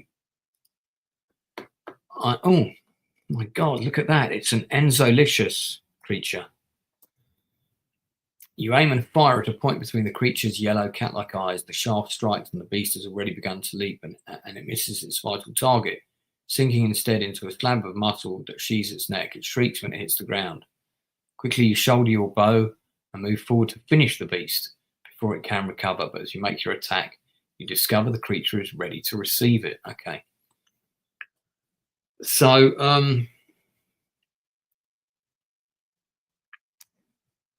okay, well, it says here that the creature is susceptible to psychic attack, right? So I can double all the bonuses that would normally be used. Okay, well, I'll do that for the first round, because that's going to almost certainly, unless I roll like a 1 or a 2, it's going to get me a kill, because he's got a combat skill of 24. I've got a combat skill of 34, and that's without weapons. Sorry, my total without weapons is 31. My total with weapons is 34. So I'm going to do with weapons, well, with my broadsword, 34. So that's plus 10. And then I'll use a side surge to add 4 to my die roll for the first round of combat only. Let's see what happens. 10. I've killed it. Right. So I would have killed it anyway without the side surge. So now what I'm going to do, the bow of blah blah. Yeah, exactly. My bow is called the bow of Duodon. It's a very cool bow. So, oh, I did put 264 already. So the next one's 153, isn't it? 153. So what I'm going to do is I'm going to, before we move on, I'm going to do some curing, which means that my endurance is going to go back up to 33. I'm then going to eat 2 seeds of, what are they called again? Where are they? They're in my backpack somewhere. The bud seeds of Sonara. So I've got 81 of these. I'm gonna eat 3 of them actually, so that takes it down to 78. So that gives me 9 endurance back, because each time I eat one of them, I get back 3 endurance. So that takes me back to 41. Hang on. No, it doesn't. It takes me back to the maximum. I'm back to 42. So I'm back to my dice is rolling. Okay, so yeah. Creature thrashes the last of its death throes and then falls silent, its great bulk all but filling the entrance to the cave. Stench of blood and the greasy, dirty, encrusted hair that covers its torso makes your stomach churn. Yet the body serves a useful purpose. Not only is it keeping the icy cold wind and rain at bay, but any other creature wanting to attack you will have great difficulty entering the cave. Confident that you are unlikely to be disturbed again, you settle down to a much-needed sleep. Yeah, I bet I do. Okay. I'll have some water.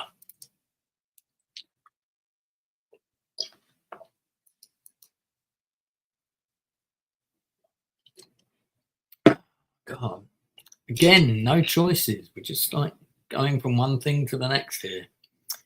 Dawn arrives, its hazy light brightening the banks of grey cloud that swirl above this bleak and desolate land. The rain has ceased, but the cold wind still blows strongly, bringing patches of frost that whiten the stony soil. You can check your equipment and take stock of your provisions before setting off towards a distant line of hills. You are aware that the dawn light increases the chance of you being found. You should not linger, especially not so near to the shore. It's nearly noon when you finally reach the top of the ridge and stare down at the valley that lies beyond. Now, what does this sound like? What does this sound like? It is a barren landscape of endless pits and crags, jagged boulders and scree. A rough, foot-worn track follows a stream that winds its way back to its source, deep among a towering range of mountains that dominates the horizon. Using your map and your Kai tracking and hunting skills, you conclude that the mountains are the north and west tip of the Dern Crag range. Beyond them must lie the Gulf of Helenag and the Dark Lord naval base of Aragazard. A feeling of dread overwhelms you as you realise you're more than 300 miles of hostile terrain lie between you and Arnak, the stronghold where you're supposed to rendezvous with the slave master. Silently, you stare at the forbidding mountains and rack your brains for a solution to your predicament. At length, you formulate a new plan of action. This really should be if you want to do such and such, turn to so-and-so. And if the next section isn't like that, I'm going to be very annoyed. Okay, so this is the original map that you get with the older book. Okay, and the new map is a bit nicer than this one. So I'm supposed to go to this place up here, and eventually, oh no, hang on. No, I'm supposed to go to Arnak, which is over here, I think. And then eventually that's going to get me into, how was that? This is the mountain range. If I'm 300 miles off course, hang on. So where am I exactly? I'm a little bit confused as to my location. Maybe I don't know. Yeah, no, I'm not really sure where I am. Let's go back and have another look at that.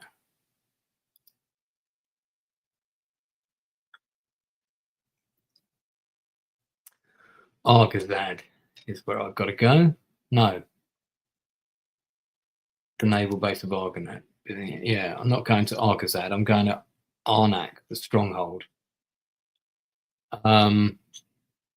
So I'm going to the second city, but I was supposed to be dropped off in the... Right, okay. So northwestern tip of the Derncrag Range. Let's get the nicer map up and have a look at that one.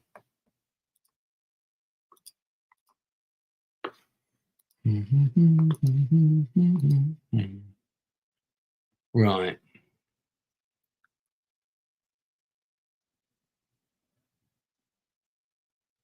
So, right, looking at this map, I'm guessing I'm probably around here somewhere. I think somewhere around here, because I can sort of see this in the distance. This is then beyond this. Okay, that makes sense now. The northwest tip of the Dernag. This is the Dernag range of mountains, I believe. Okay. All right.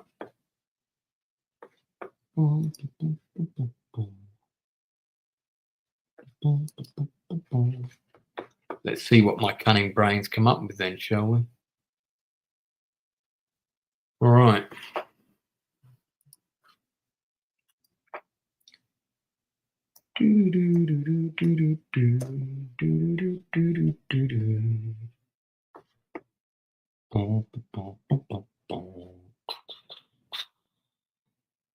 Delay thunder child.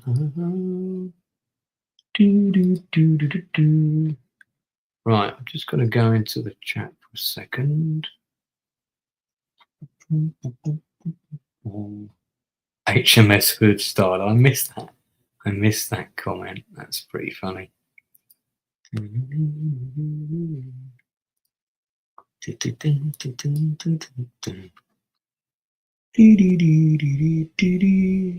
Okay, cool. Promotion achieved. All right. The track and the stream wind their way towards a narrow gap in the Derncrag Range. Fixedly, you stare at this gap. The longer you gaze, the more certain you are that it is a mountain pass allowing a path to continue through to Argazad. You decide to press on and traverse the pass. Hopefully the track will lead to the naval base, where you can attempt to steal or stow away on some means of transport that will carry you to Arnak, the naval base which you must receive the equipment from. The naval base must receive equipment from the Darkland City Fortress, and it's likely that Arnak is one such source of supply.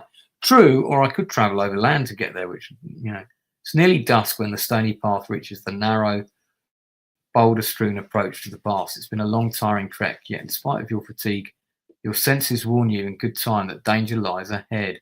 The path is blocked by a wall and a stone watchtower, both guarded by Gaiac soldiers. Carefully, you leave the path and creep along the bank of the stream, remaining hidden from view as you slowly edge your way nearer to the outpost. Okay, choice coming up, people.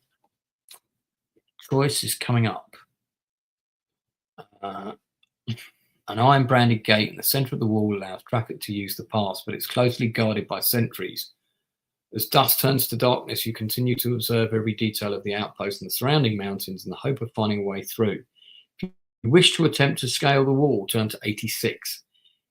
If you decide to avoid the outpost and search for an alternative route across the mountains, turn to 117.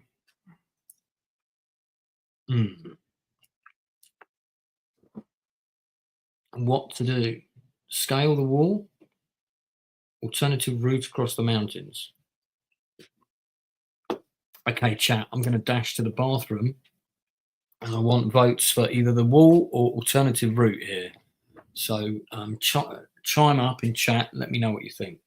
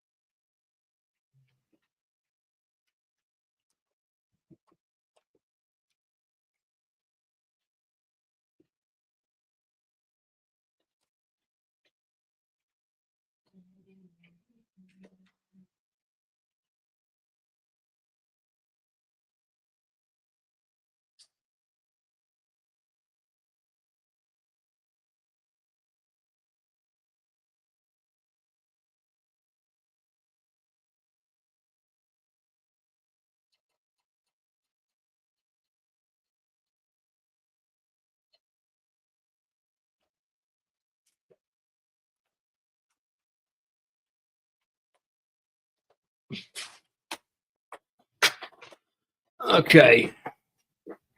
Go to the outpost. Don't be a loner.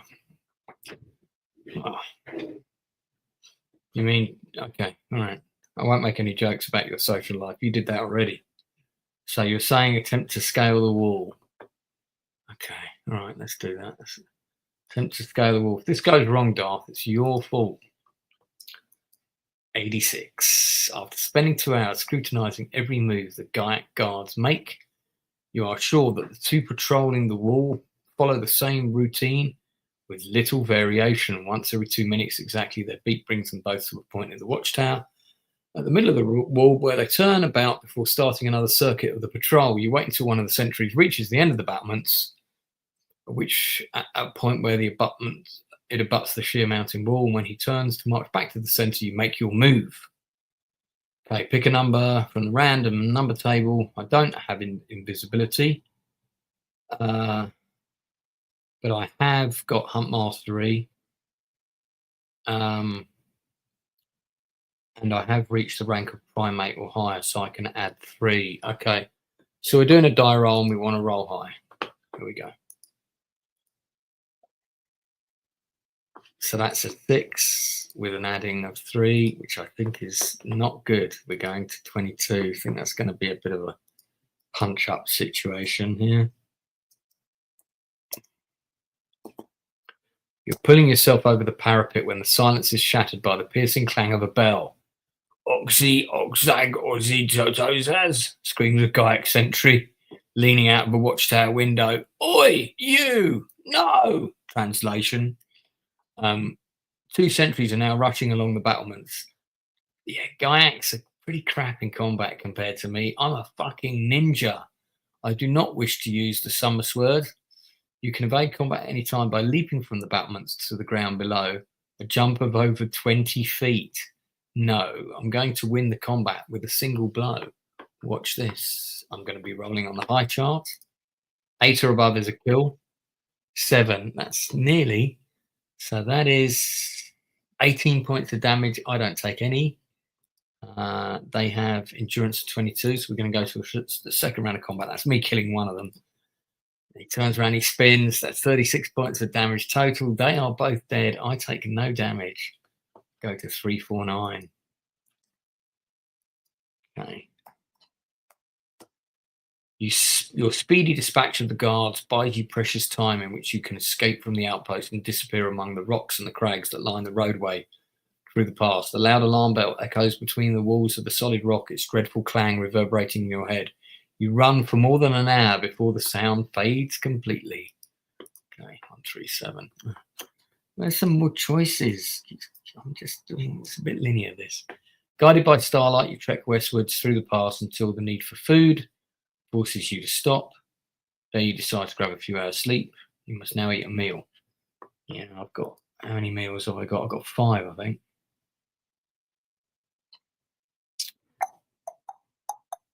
Yeah. In fact, I've already eaten 1, so that's down to 3. I need to knock off the number of arrows I've used as well. I had 12 and I've used, what was that? I just deleted Hang on. Undo that. Undo typing. Oh, that was meals. That was my meals. Yeah, I'm down to 8 arrows. I've used 4 of them. 165. Okay, we actually have... No, that's not a choice. It's just a skill test. Shortly after dawn, a howling wind awakens you from your dreamless slumber, and it sweeps along the path from the west, carrying with it a briny smell of the sea. Resolutely, you continue on your trek, following the roadway through the pass until at midday you emerge from the mountains at a point that commands a clear view over the land beyond. There you stop and stare at the expanse of rocky terrain, so fragmented that it might have been smashed by a giant hammer. It slopes down to the shores of a wide inlet, the Gulf of Hellenag, where a line of dark land ironclads are steaming northwards on their way to join the blockade. From where you are, they appear no larger than tiny black specks. The track continues across the landscape on its way to Argazad. 3 hours you tread its uneven surface until you arrive at what appears to be the ruins of an ancient tower. Yes, I have, so we're going to go to 323. Hello, did I just...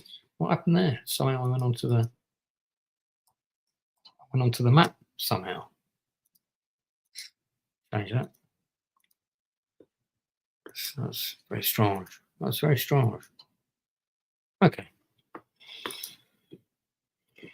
This land once belonged to a colony of creatures called the Nabora. Oh, okay, I'm getting some sorts of sensory experience here.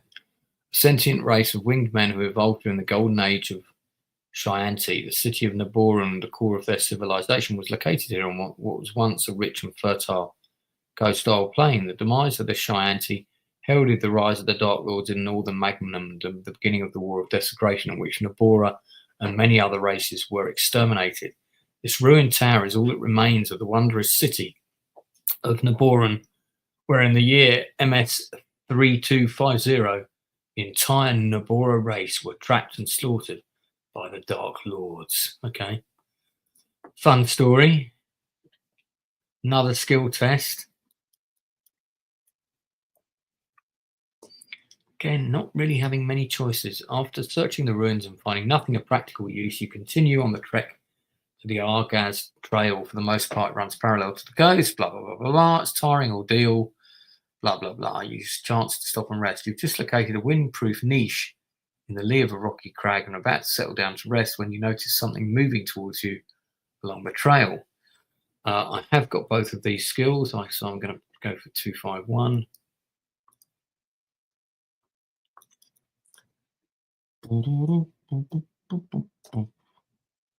Using your telescopic vision, you focus on the approaching shape, and as it draws nearer, you're able to discern exactly what it is. You see a wagon laden with barrels and boxes, drawn by 6 ox-like creatures. 2 Gaiacs are sitting on top of the wagon, the driver who is lashing the team with a whip, and a guard who appears to be fast asleep. Behind the wagon are 4 horsemen, Drakeem escorts, judging by their size and cut of their black armor. Their route will take them close to where you're sheltering. Mindful of the Gaiac ability to see in the dark, you decide to stay in hiding and wait for them to pass. Okay, fine. We'll do that then. 304.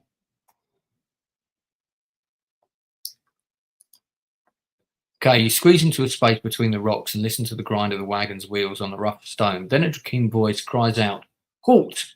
and the sound stops abruptly.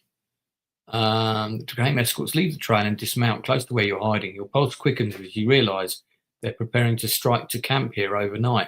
Fortunately, because they're deep inside their own territory, the Drakeem do not bother inspecting their surroundings, and your presence goes undetected.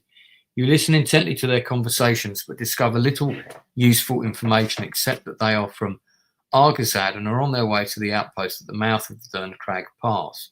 After eating, they settle down to a session of gambling. They've been playing for only a few minutes when one of the Drakeem is accused of cheating. A violent argument breaks out, and bloodshed is only averted when their commander, a sergeant, steps in to break it up. He finds a fistful of cards wedged up the accused Ricard's sleeve. Angrily, he denounces the cheat and orders him to return to Agazard at first light. The game is brought to a close, and the disgruntled king get ready to sleep.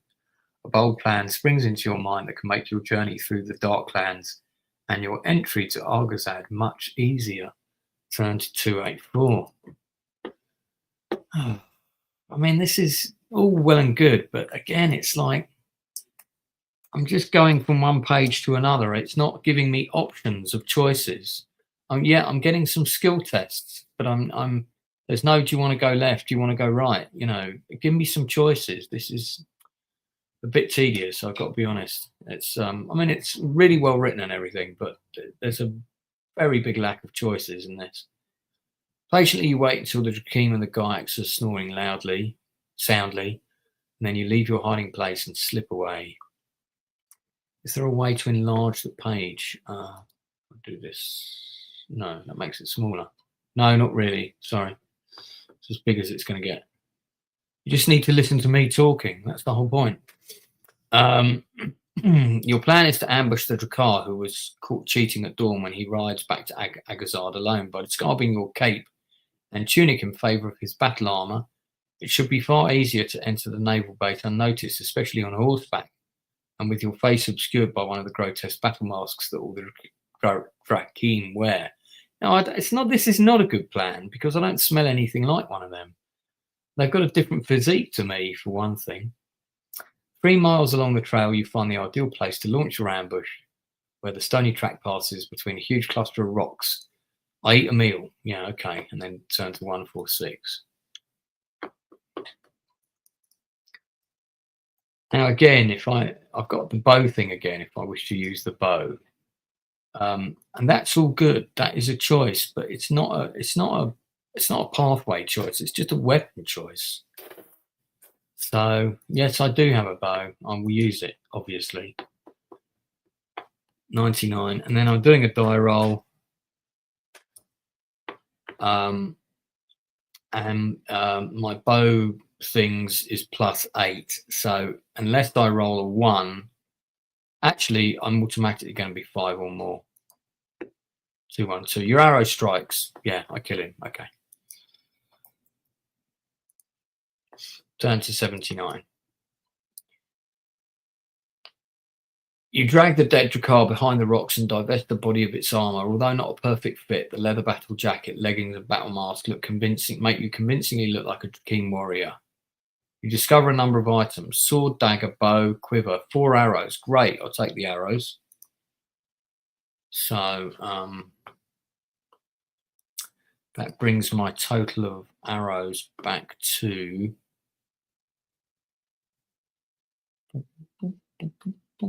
I think it's 11, because I was down to 8. I've just used 1, but I've gained 4.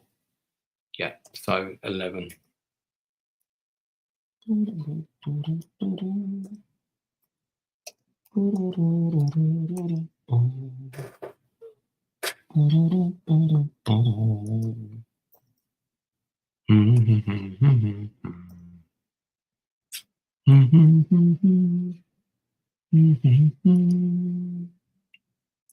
Okay, I'll keep the 30 Kika.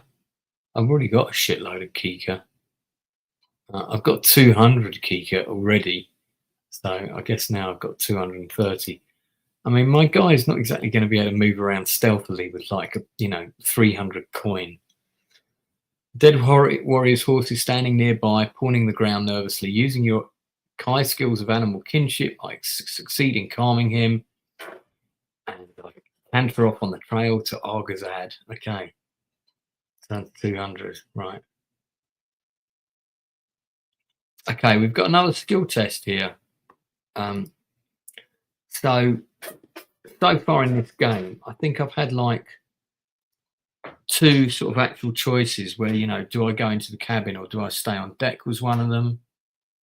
And there might have been one other one in the battle. I think that's it. So that, that's not a lot of different pathways, is it? Feels like it's very linear. Whereas with some of the earlier Lone Wolf books, there were definitely 3 or 4 different routes you could take to get where you're going. Anyway, I'm going to quit whinging and we'll carry on. It's nearing the hour of sunset when you set eyes on the naval base of Argazad. Yeah, so this isn't Arnak where the slave master is. This is Argazad or whatever it's called. And I did have a map, didn't I? Oh, hang on. Here we go. Yeah, so we're at this place here. You can see that. All right. Nestled in the curve of a cliff, a natural harbour protected by the pounding waters of the Helenag by a long promontory of rock. This wall, like barrier, serves as a key for more than 50 ironclad warships, the evil armada that is slowly strangling your country. Along the quay, huddled in the shadow of the surrounding cliffs, are a host of grey buildings, newly constructed from iron and stone. Their greasy windows flare with orange lights of fires that roar within, warming the Drakim sailors and marines who crew the Darklands fleet. Before entering the base, the trail joins a highway that approaches Argazad from the south. You stop to consult your map. Actually, you know what? Let's open this thing. Right. And then let's keep this on another. So I think this is easier for us to look at than this one. And then, yeah, that way we can. You discover that this road leads to the city fortresses of Karg and Arnak. You consider avoiding the naval base and arriving to Arnak, but soon dismiss this idea because this book is too linear. The journey would take you across the Nogazig something or other, one of the most desolate wastelands in all of Magnamund. Okay.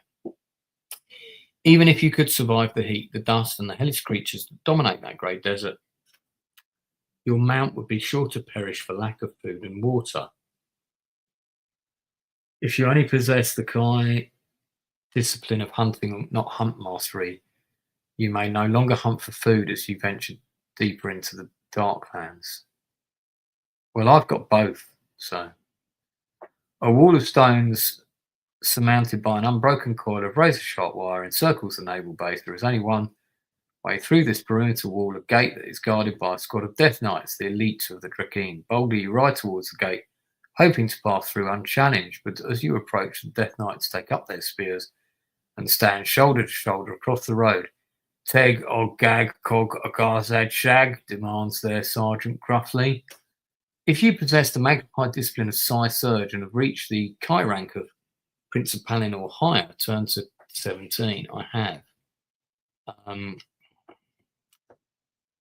So let's see.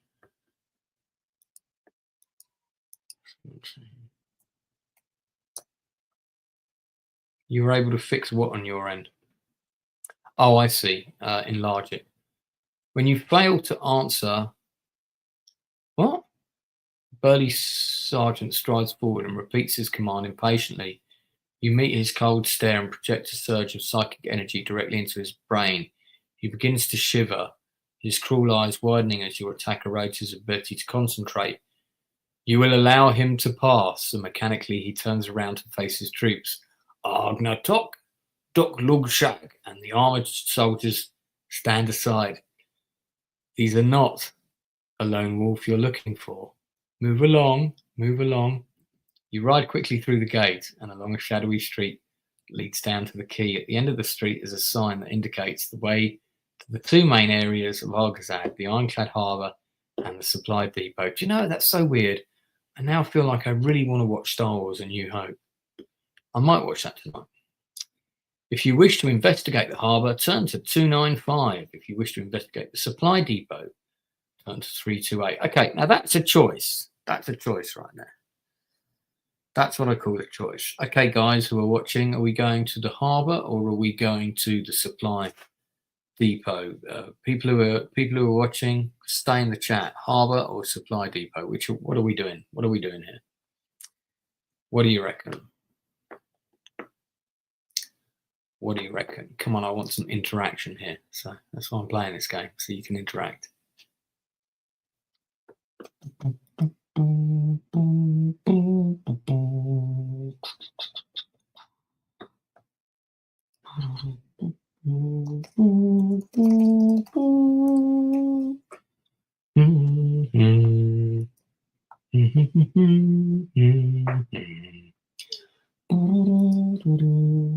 depot. Depot it is.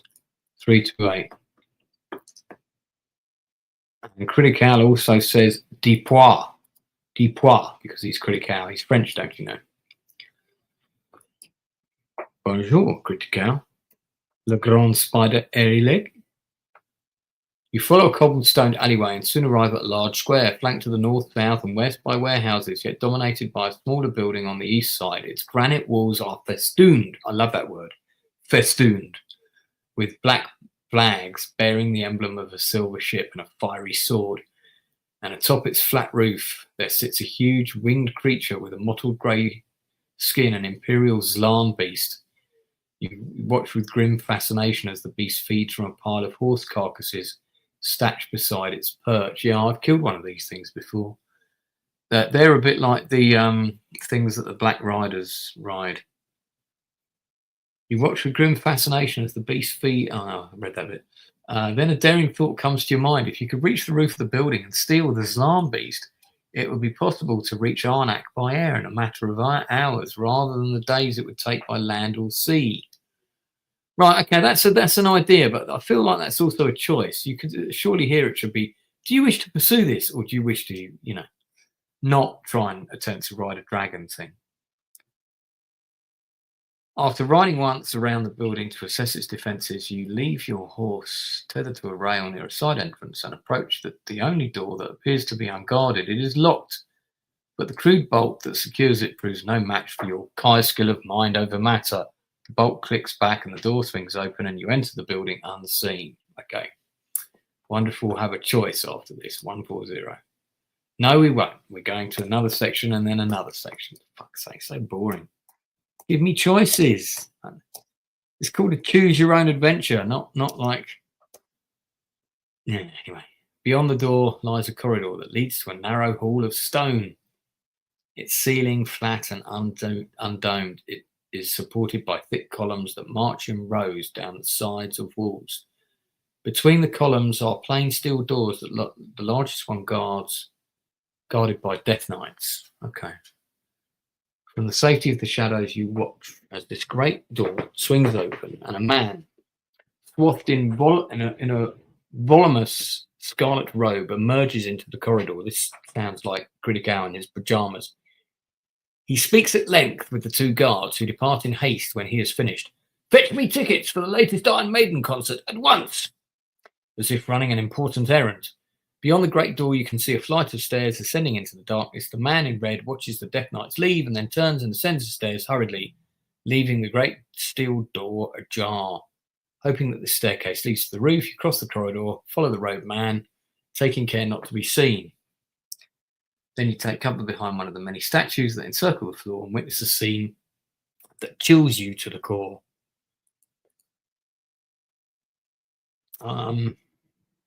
It's not a choice. It's a skill test again. Fine. Okay, so on a throne of hewn granite ringed by 7 pillars of fire, it's a being whose form radiates pure evil. Oh, this is going to be one of the I forget what he's called. Anyway. It is drawn closely about a stringy throat that swells and shrinks repulsively as he sucks the sulphurous air. With a claw-like finger, he scrapes nervously at the blistered flesh that is stretched tightly across the swollen left side of his face, attempting in vain to hook the head of a snake-like parasite that has burrowed into his jaw. That sounds very unpleasant. His eyes, deep sunken and red-rimmed with unbearable pain of his affliction, burn with sick fanaticism as he listens impatiently to the pleas and excuses being offered by 2 who stand before him, the man in red and one other, both humbly bowed. The luckless mortals plead their case.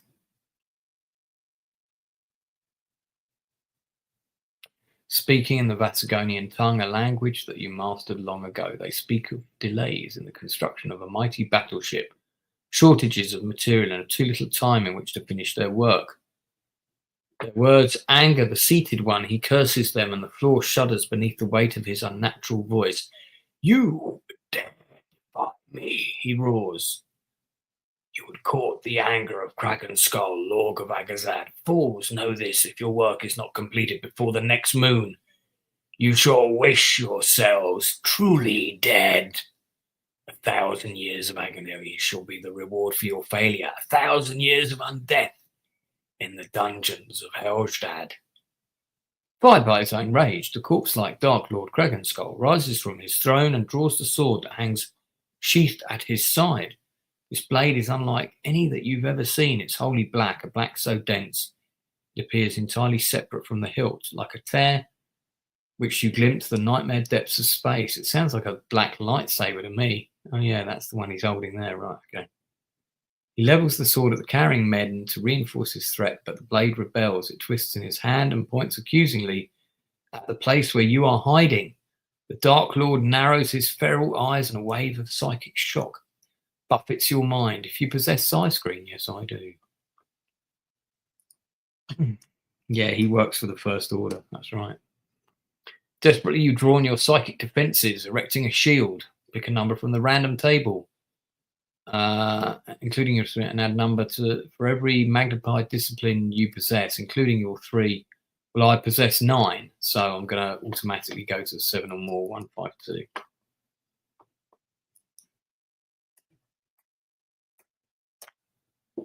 Swiftness of your reactions and the degree of your psychic mastery you have attained save you from sustaining any injury. Rapidly, the shock fades, leaving you alert and ready to face the Dark Lord Kragenskull. Okay, 147. Right, again, no choices, just saying. 2 Vasagonians unsheathe their rapist thin swords and advance towards you, secretly thankful they are no longer the target of Kragenskull's wrath. Dark Lord orders them, halt, and demands that you step within the circle of the fiery pillars and explain your intrusion. You sense that he has not detected your true identity, that his psychic skills are solely destructive, and that he is now deceived by your Drakeen disguise. I have come from the victorious army of the Dark Lord Snog, the conqueror of Calicia, with vital information to impart, a mighty Lord of Darkness.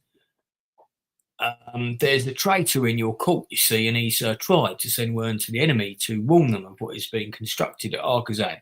I know who he is, and I carry proof of his treachery. Speak or die. Well, I shall speak, oh invincible Lord of Death and Decay. But I crave your confidence, you see. I mean, can we not, speak alone? You cast an accusing glance at the 2 Vasagonians. They return your look with fear and hatred blazing in their eyes. Leave us, but stray no further than the hall below, and do not disturb us unless I call for you. Reluctantly, the Vasagonians leave. Okay, 286.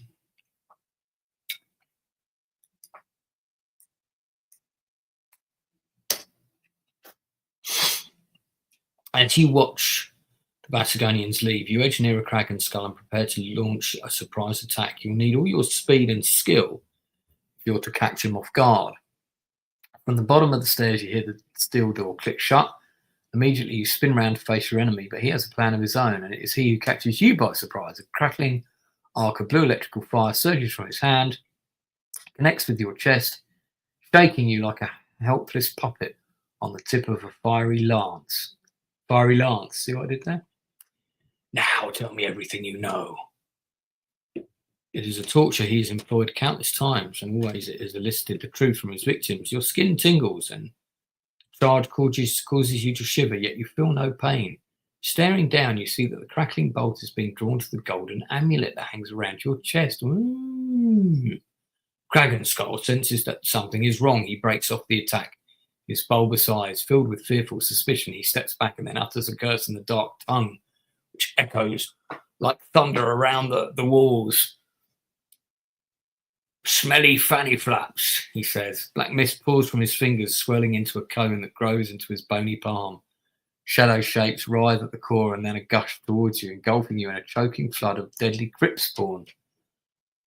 Right, now, I do possess the dagger of Vashna.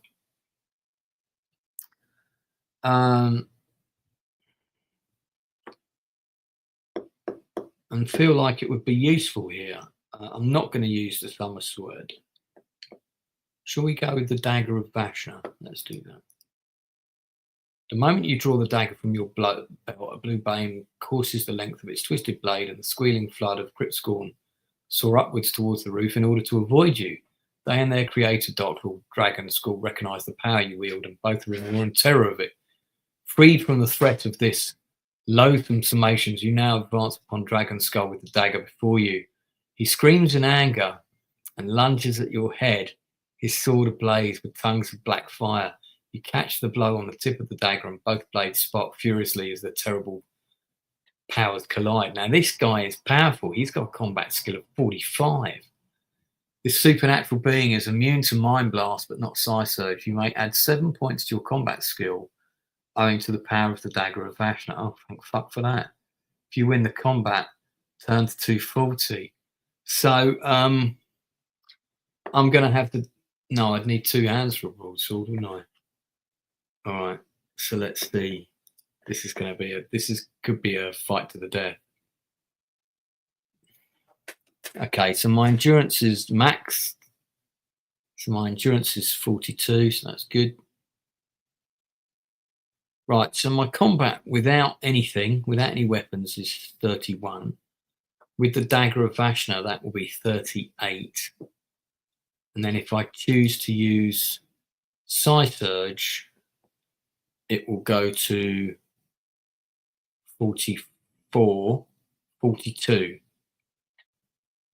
which means he's got a +3 advantage. Unless I pull the summer sword out, but I'm not going to do that. So use your bow of blah blah. I could use the bow of blah blah, but that actually takes down my rating. So 37 without weapons, up to 38 with the dagger of Dudar, plus the Psi Surge takes me to 42. Yeah, difference of 3 with his skill. All right, so I'm going to need some high rolls. Before we start, I'm just checking to see if I will do this. I'm just checking to see if there's anything else I can do that will increase my options here.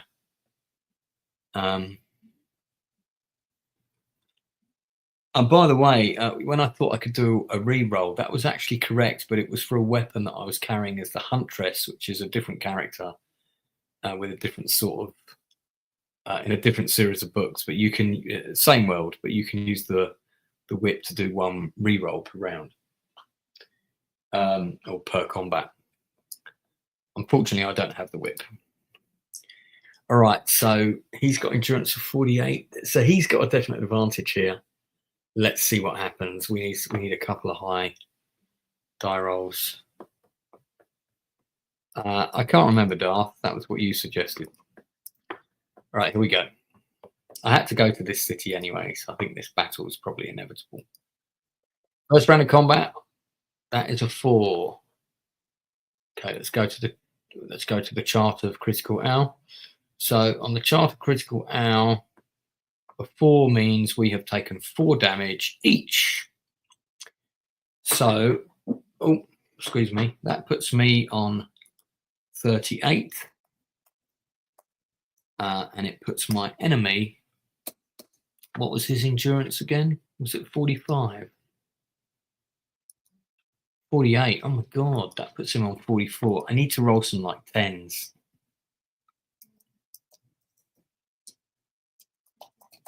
Okay.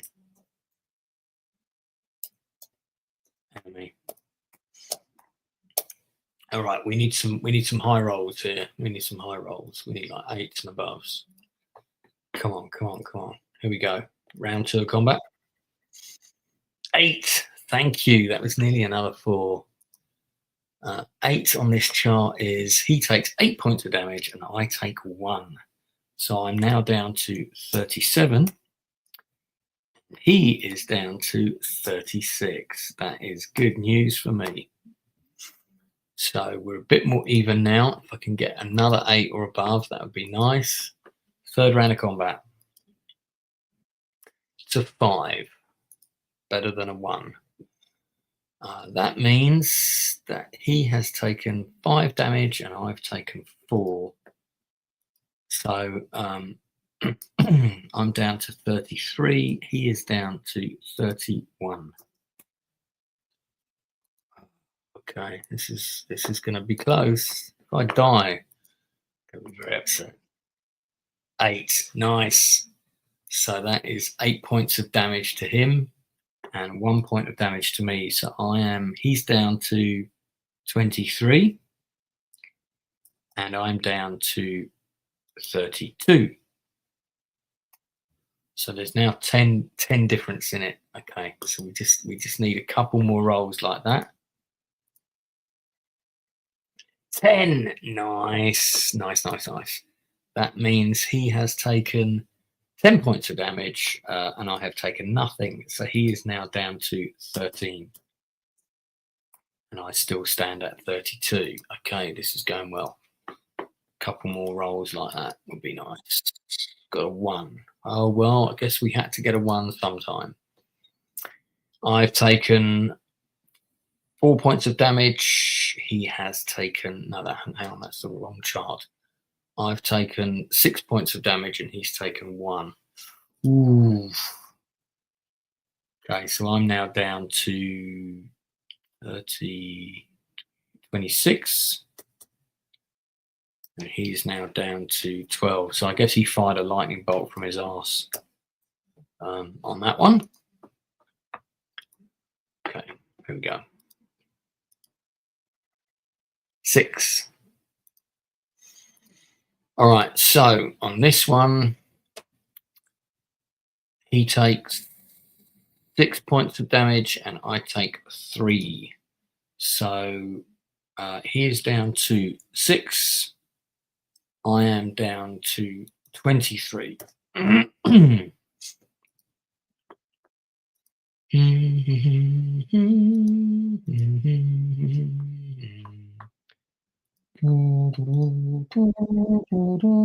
See, I hung the theme tune to Braveheart and it just went wrong for me as soon as I did that. So I have taken 5 and he's taken 2. So he's down to 4 points. I'm down to 18. I think I'm going to win though. Got a lot of healing to do, so we're going to have to stay on top of the healing. Okay, I rolled a 10. I've killed him. He's dead, and I take no damage. Nice. All right, down to 240.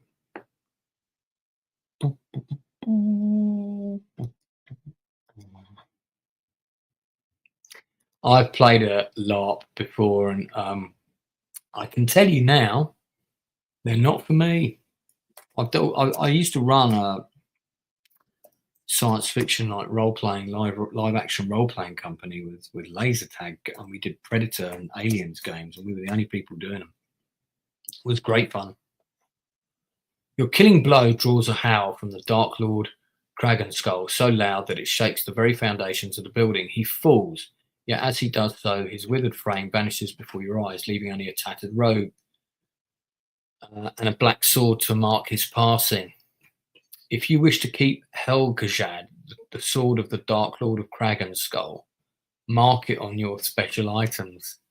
You wrap this sword in the remains of his grey robe and carry it vertically tied in your backpack. Do you know what? I will. I'm going to take it. It looked like a pretty fucking cool sword. Now I need to. Don't know if you can hear it, but there's a screaming baby next door.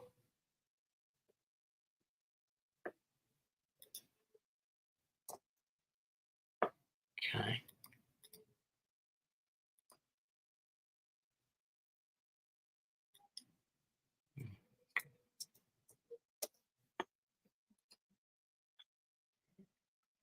When used in combat, it will add 5 points to your combat skill and 7 when used against the Dark Lord. However, pronged use of this evil blade will weaken your endurance score in the second and subsequent round of every combat in which you use it. You must reduce your endurance level by 1 point. This reduction is permanent. Oh, fuck no, I'm going to carry the weapon, but I don't know if I'm going to use it then. We might veto that. Having recovered from your combat, you quickly leave the chamber by a stair and leads to the roof. You there discover the Slam Beast, Kraken Skull's personal winged mount, perched on a raised log. Standing nearby is a Death Knight armed with a spear, staring absent-mindedly over the parapet at the harbour lights below. The Slam Beast sniffles the air and shuffles along its perch with a nervous rolling gait. It senses that you are its natural enemy and is becoming agitated in your presence. Yeah, this is what I said. This is a terrible idea to sort of use this beast to ride on to escape. You must act quickly. Okay, so I've got 3 options here. To tell the Death Knight he's wanted in the barracks, and to creep up on him and launch a surprise attack. I don't have invisibility, so that's a bad idea. If you have a bow, wish to use it. Now, if I fire a bow at this thing and I kill this guy, surely, the dragon thing is going to turn around and go, this guy might not be a great guy. Maybe I shouldn't let him ride on my back. You know what I mean? But let's go for 92. Let's go for the verbal. The Death Knight spins round and lowers his spear. When he hears you approaching, he growls like a hungry lion, demands to know what you're doing here. Roll a die 10. If you possess the Magna discipline of invisibility, add 3 to the number you've picked. If you've reached the Chi rank of Mentor or higher, add another 2. Or I can add 2. Okay, fine. Don't see what invisibility has got to do with talking my way through bullshit. Oh, well, I roll a 10, which is effectively a 12, so I think I'm going to be all right. 65. Using your Chi skills of bullshit and dialect of Drakeem, you deliver your message to the Sentinel and await his reply. You are nervous in case he sees through your charade. But the Death Knight does not question your authenticity for a moment. Warily, he nods his head, grumbling, descends the stairs, leaving you alone with the Slam Beast. The Slam Beast, however, turns around and says, "You're the enemy," and eats you. The leathery Slam Beast flaps its wings and shifts its weight uneasily from one clawed foot to the other. Carefully, you approach this dangerous creature as if it was a scene from Avatar, with your eyes fixed upon its saddle and your nerves on edge, fearing that at any moment it will slash you with its razor-hooked beak.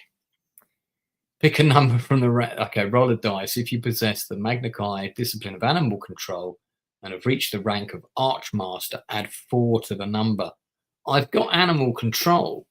I'm not an Archmaster, though, so this could all go very badly wrong.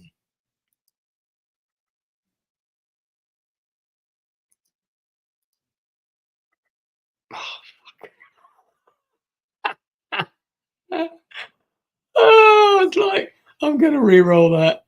And fate said, no, you're not. It's a 1, mate. It's a 1. Motherfucker.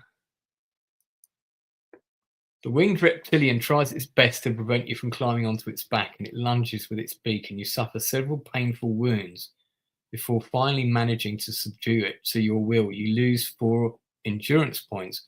Once the creature accepts you as its new master, becomes totally obedient to your commands, and you settle comfortably back in the saddle and then pull on the great encrusted reins and urge it skywards. The roof of Kraken Skull's headquarters and then Argazad itself fall away at breathtaking speed as the creature climbs into the night sky. High above the ironclad fleet, you turn the Slam Beast west and begin your flight to Arnak. Now, I mean, I could also, couldn't I? This is a bit like Lord of the Rings. I could fly this all the way to the Helgad castle and go there, couldn't I? Thank you, Critical. Appreciate that, buddy. Yeah, tries to mount the dragon in House of the Dragon. Yeah. Okay. Well, let's see what happens here. Icy winds tear at your mask and armor as you soar thousands of feet above the southern foothills of the Gornak mountain range. Were it not for the protection of your golden amulet, the bitter fury of these winds would have frozen you to death within an hour of leaving Argazad, yet you feel nothing save the exhilaration and nagging fear of what awaits you in Arnak. Dawn breaks during the second hour of your flight, and in its dull grey light, you glimpse the landscape as it speeds past below. To the south lies Agazonia, a vast plain of ash and slime-filled rifts. To the north lie the snow-capped peaks of the Gordonac Mountains, and ahead lies an unwelcoming vista of desolation and stunted, poisonous vegetation of hilly crags. You are tired and hungry after your perilous ordeal and must eat a meal. Now, before I go any further, that's 2 pages of my journey without any combat, which means I can use curing twice, and I can heal my stamina from 18 back up to 20, which I will do. I will eat a meal. Hopefully farting on the back of the slan beast doesn't disturb it too much. So I've now meals at 2. Then what I'm going to do is I'm going to eat 5 3s of 15. I'm going to eat 5 seeds of doodah, which is going to put my endurance back up to 35. Not quite where it needs to be, to 42, but so the healing seeds of Sonara. So I've eaten 5 of those, so I'm now down to 73 of them. So glad I picked those up. Imagine if I hadn't stopped to investigate those flowers, eh? Could use that amulet in the States right now. Yeah, is it cold where you are? Is there snow? The day is but an hour old when suddenly it begins to get darker. A ceiling of black clouds spreads across the sky, fed by billowing plumes of noxious gases that pour from the cracks and craters of the southern wastes. Violent electrical storms rage in these plumes, and a thunderous rumbling like the growling of an angry giant disturbed from sleep echoes in the bowels of the lifeless earth. The redness in the clouds grows stronger as the alarm beast flies westwards. It fills the horizon, setting your pulse racing as you sense that Nagun Khor Adez, the chasm of fire that surrounds Helstad, is the source of the scarlet glow. You correct your course, steering the alarm beast away to the north, and within minutes you catch your first glimpse of Arnak. It is a grim spectacle. A mass huge steel buildings grope haphazardly around the mouth of a frigid estuary, surrounded in turn by a defensive ring of spiked-top earthworks. Everything appears to be eaten by rust, aggravated by clouds of corrosive steam that arise from rivulets of black water crisscrossing the ground. It strikes you as an uninhabitable place, yet its murky thoroughfares are teeming with thousands of grey-screened creatures, all pulling and pushing great iron carts filled with ore. As the Slambley speeds towards the city, you search for somewhere suitable to land. Okay. This is all very linear still, because it's just asked. This is a skill check. So 1, 2, 7. Lots of skill checks, but not many choices. Using your Kai skill, you magnify your vision, scan the buildings below. You see a maze of garbage-choked streets, all bear effects of corrosive atmosphere except one building, which is situated near the centre of the city. It is a tower, tall and unbent, its surface free from any sign of decay. Confident that you've found where the slave master resides, you bring the Zlan beast into land nearby. A Gaiac, his mouth hanging open in awe of your arrival, stands guard at the tower entrance. As you approach, he bows and stands aside, allowing you to enter the gloomy ground floor. 3, 4, 6. Okay. Curved steel door slides shut, sealing the entrance and plunging the gloomy chamber into total darkness. Then a narrow column of yellowy light pours onto your head, and a man's voice, loud and full of arrogance, shatters the silence. What brings you here, Drakkar? I seek the slave master. Hang on. I seek the slave master. I've come from Argazaz, right, to report that Summerland is burning. This is welcome news indeed, comes the reply in a tone far less severe. The steel door slides open, and your Gaiac escort are dismissed. As it clangs shut behind them, the light grows brighter until you clearly see the man to whom you've just spoken. Oh yeah, that was the code word, wasn't it? All right. It's still very linear. Before you stands a magnificent warrior, tall and broad-shouldered, clad in purple satin and shiny steel mail. He holds you with jade green eyes and says, "I am the slave master. Remove your mask, Drakkar, and reveal your true self." Your Kai senses tell you he speaks the truth. He is the slave master. He's recognized your code word. He looks upon your unmistakably summer-lending features.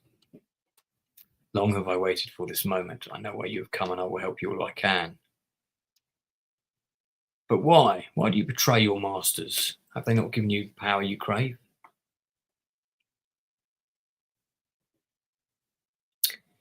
Yeah. Don't know. Does it say that's what he's wearing? I can't. Anyway, it doesn't matter. Let's keep going. Aye, that they have, but at a grievous price. Since the war began, they have demanded that the foundries and ore pits of Arnak produce ever-increasing supplies of black steel. The quotas are impossible, and I fear that the day is close when I will be of no more use to them. Ultimately, the Dark Lords destroy everything over which they have control: cities, land, races, even their own kind. The Elder Mackay have promised me sanctuary in return for my help, and help I shall. My life is dependent on your success. Come, you must prepare for your journey to the Black City. Okay.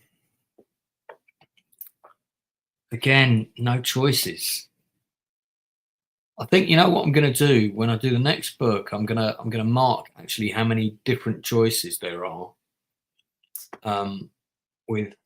without just being skill checks. Skill check is not a choice; it's a dice roll, effectively.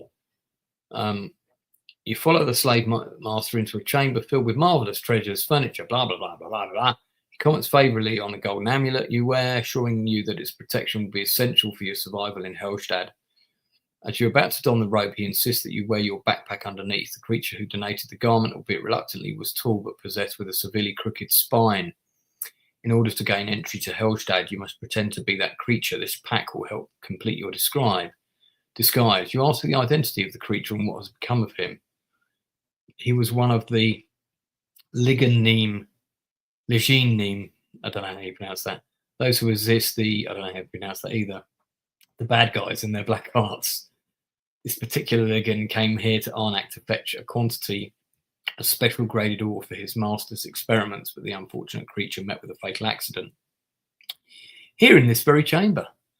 How am I to get into Helstad? You ask, hoping he has planned for this as well. You'll be told all in good time, but first I must give you some other information that is vital to the success of your quest. Yeah.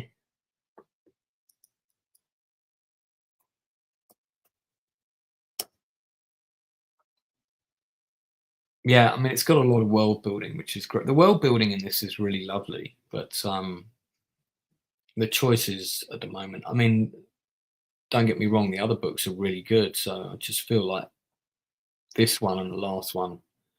This one, though, it feels really linear, even more so than the last one.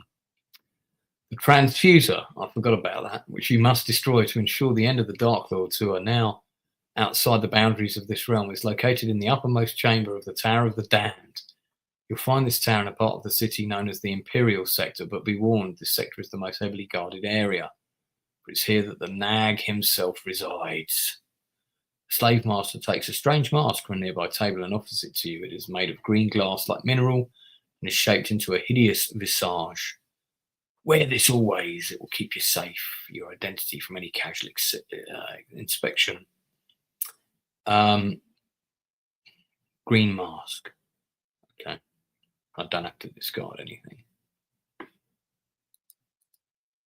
293. I mean, this might as well have just been one massive page of text, really. You know what I mean? Okay, so I've now got a green mask.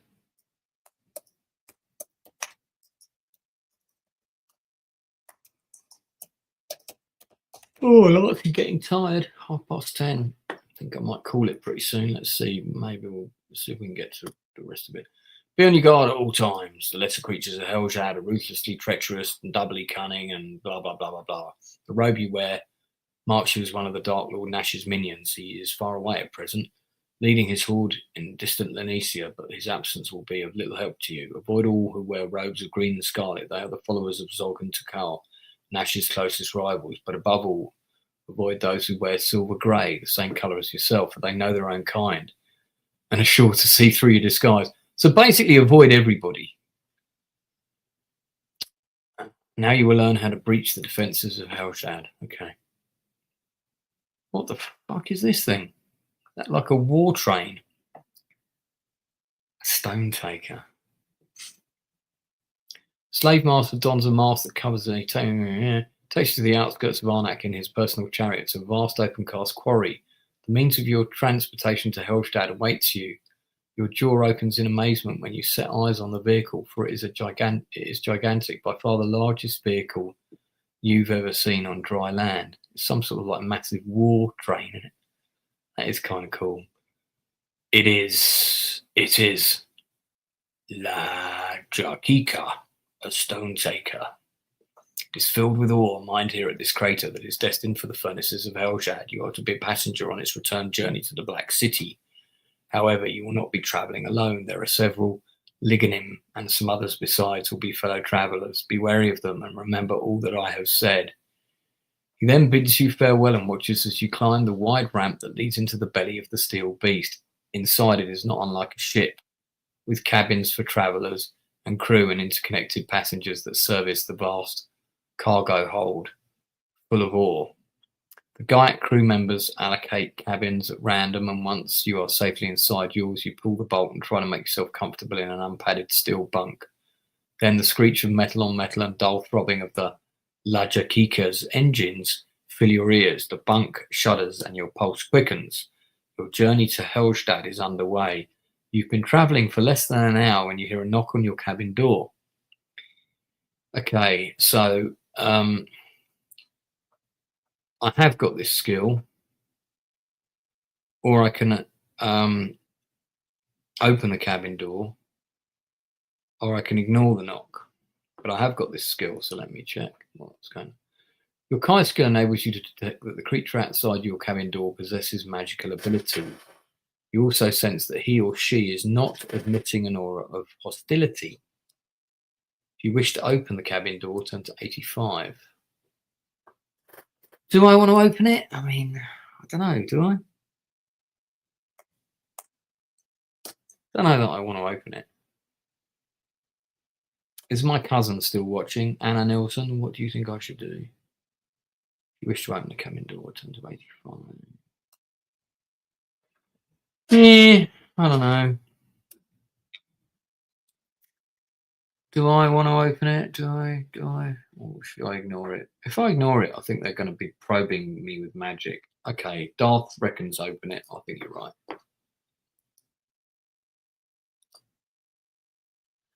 Standing in the corridor outside is a slim, small, seemingly insignificant figure, clad in loose-fitting garment of plain emerald cloth. He is called Darth Plato, and has the pallid face of a human proportion, or were it not for his pig-like snout. Oh, sorry, Darth, I didn't read that bit. And watery, colourless eyes. He could easily pass for one of your species. Humble greetings, Kagath, he says in a syrupy, sweet tone that makes your flesh crawl. I bring the compliments of Badash Bull, my worthy master. He invites you to join him in the galley where he's about to host an entertainment for his illustrious fellow passengers to make their journey altogether less tiresome. Will you grace us with your presence, noble Kagath? Right, now, if I accept the invitation, he's got a plain emerald cloth. Hang on a minute. What did the guy say about the cloths and stuff again? Go back.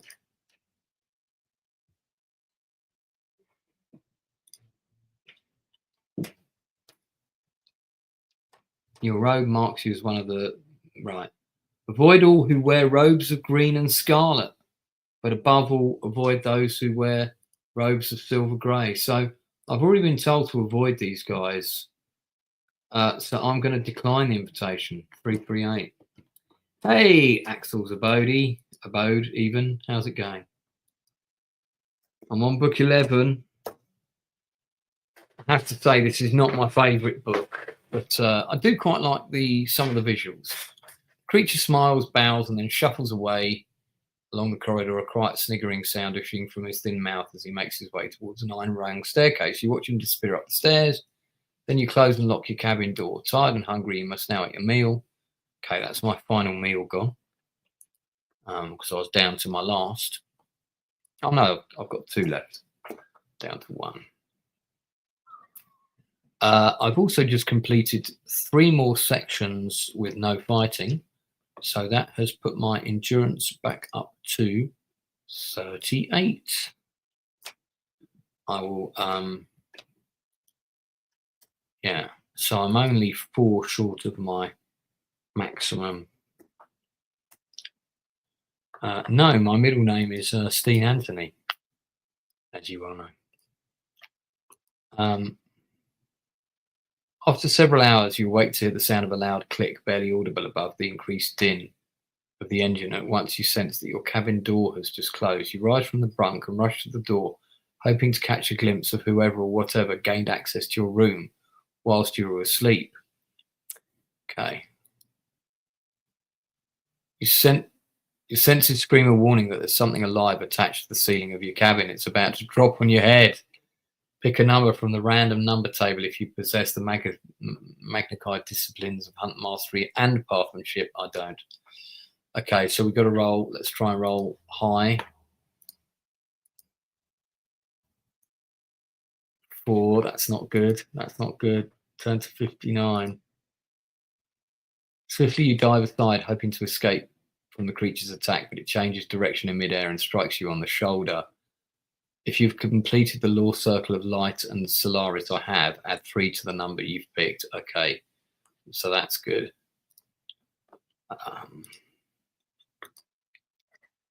That makes it a 9. So I get a 205. I'm hearing mixed things about watching Mercy. What did you think of it? Using your powerful high skills to the full, you manage to prise the hideous jelly-like creature from your head and hurl it to the floor. But no sooner has it hit the steel deck than it springs back at your face. This is like a face hugger. The creature is immune to Mind Blast and Psi Surge. Okay, combat skill of 30. Right, well, without any weapons, my combat skill is 32. I will use my dagger of Vishnu, which is to 39. So that puts me 9 above him. Let's roll the dice. See if I can kill this thing. 7. I've done 16 damage and it's done nothing to me.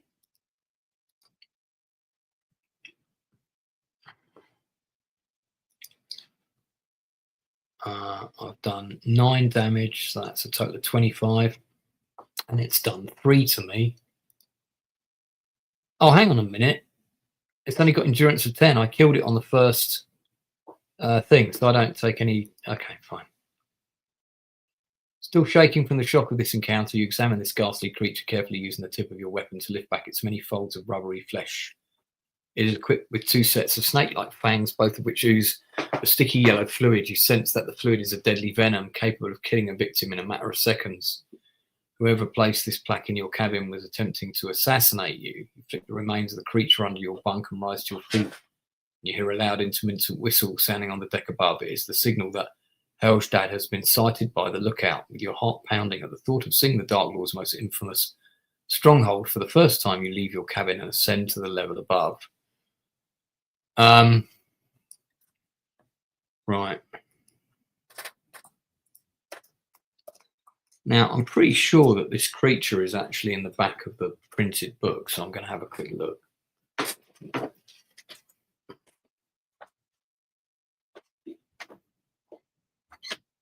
Because there's a section, there's like a sort of monster manual in the back of each of these. And it's got this, you know, it's like a little mini section that tells you stuff. They've actually got a section on Kragan Skull, They've got a map of Helstad.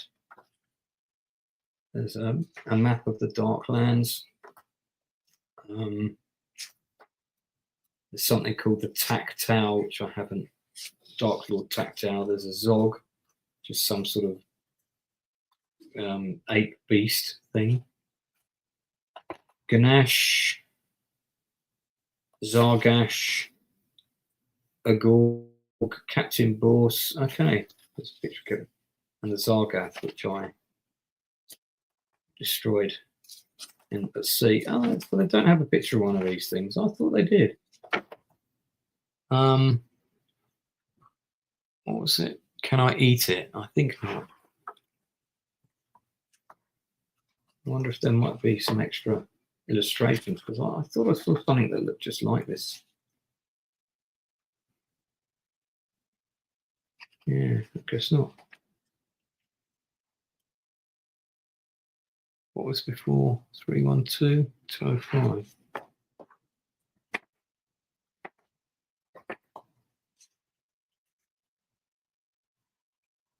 Yeah, okay, there's no picture of it. There's pictures of lots of other things, though. What is this? Choose your own adventure type thing? That is exactly what it is, Dan Candy. It's not as exciting to watch as the American Civil War, but it is a choose your own adventure. And this is book 11 in the series, and it's a continuing story. It's a continuing quest. Sort of, it's a bit like Lord of the Rings, you know, it's broken into different sections. So I'm now heading towards kind of like Mordor. With trepidation, you peer through the thick and grimy glass of the porthole and gaze upon the awesome spectacle that is Helstad. Perched upon an isle of granite at the centre of a vast fiery chasm stands the mighty fortress, the very core of cancer that threatens to infect and destroy all that's good in Magnum, the great walls of black steel encircling it, giving rise to 1,000 spiky towers and turrets which harbour the masters and the minions of darkness. Above the city hovers a seething pool of black smoke that keeps it forever in shadow, fed by the fumes from the volcanic craters of whatever that is. This cloud is made all the more noisome by the foul discharges of the Neon laboratories, the weapon furnaces, and the hellish breeding pits at the base of the chasm. Irregularly, the darkness is lit by fireballs that seem to form spontaneously among the black vapours. They spin and soar above the city like demonic meteors before exploding or simply melting away in a rain of sparks. A bridge of twisted black steel joins Helstad to the wastelands beyond, and as the Lakika slowly grinds its way across this span, that's the moving train that I'm currently in, you look down into the fiery depths of the the lake of blood, and your courage quails at the terrible sight that meets your gaze. However, you reach into your pocket, looking at the photograph of Dan Candy that you've carried with you to keep you calm in these trembling times, and you know that you will succeed. It definitely says that in the book. It's definitely there. Okay, 150.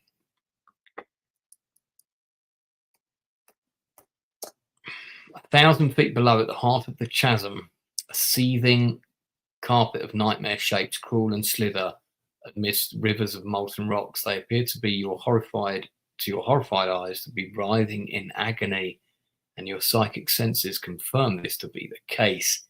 It is their pain, not their bodies, that feeds this raging sea of supernatural flame. Ugh. Okay. The gates of the Black City open, and the Lakika passes into this terrible realm of evil along a vast avenue of steel flanked by buildings of hellish grandeur and purpose. You can see red flames glaring at the peaked Gothic windows and innumerable barred gates that appeared like the grinning jaws of dragons. At length, the vehicle grinds to a halt at a place where a huge chute burrows deep into the ground. The crew make preparations to unload their cargo directly into this funnel-shaped hole, whilst you and the other passengers disembark. With fear running ice cold in your veins, you scan the fire-swept street, and you notice that all other passengers are scurrying towards a tunnel. So here we go. This is an actual choice. If you wish to follow them and enter the tunnel, go to 80. If you choose to avoid them and the tunnel and prefer to explore the street, turn to 197. So what do we want to do? Go in the tunnel, or do we want to explore the street? Now I'm going to have a quick look at this map of the city that I've got here. And by the way, Mr. Candy, I also have a map of where we have traversed. For your viewing pleasure, sir, here you go. So this is, I can enlarge, I believe. Yeah. So right now, we have just entered the city of Helstad, having taken a land train from Arnak. Now I have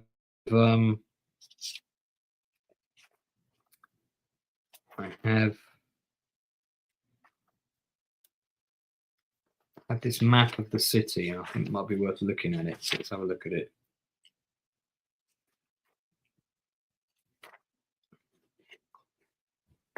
Okay. So 3 is the outer courtyard, 4 is the inner courtyard, like a gate.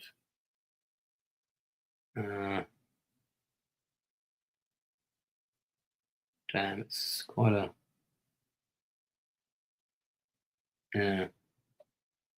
quite a big city, man. Quite a big city.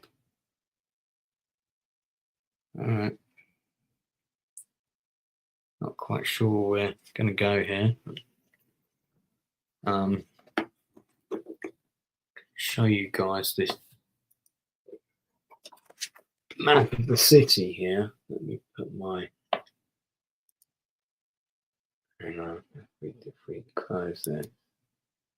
This is the actual. That's a bit blurry, isn't it? This is the city itself, like a map, and I mean it's struggling to focus correctly here.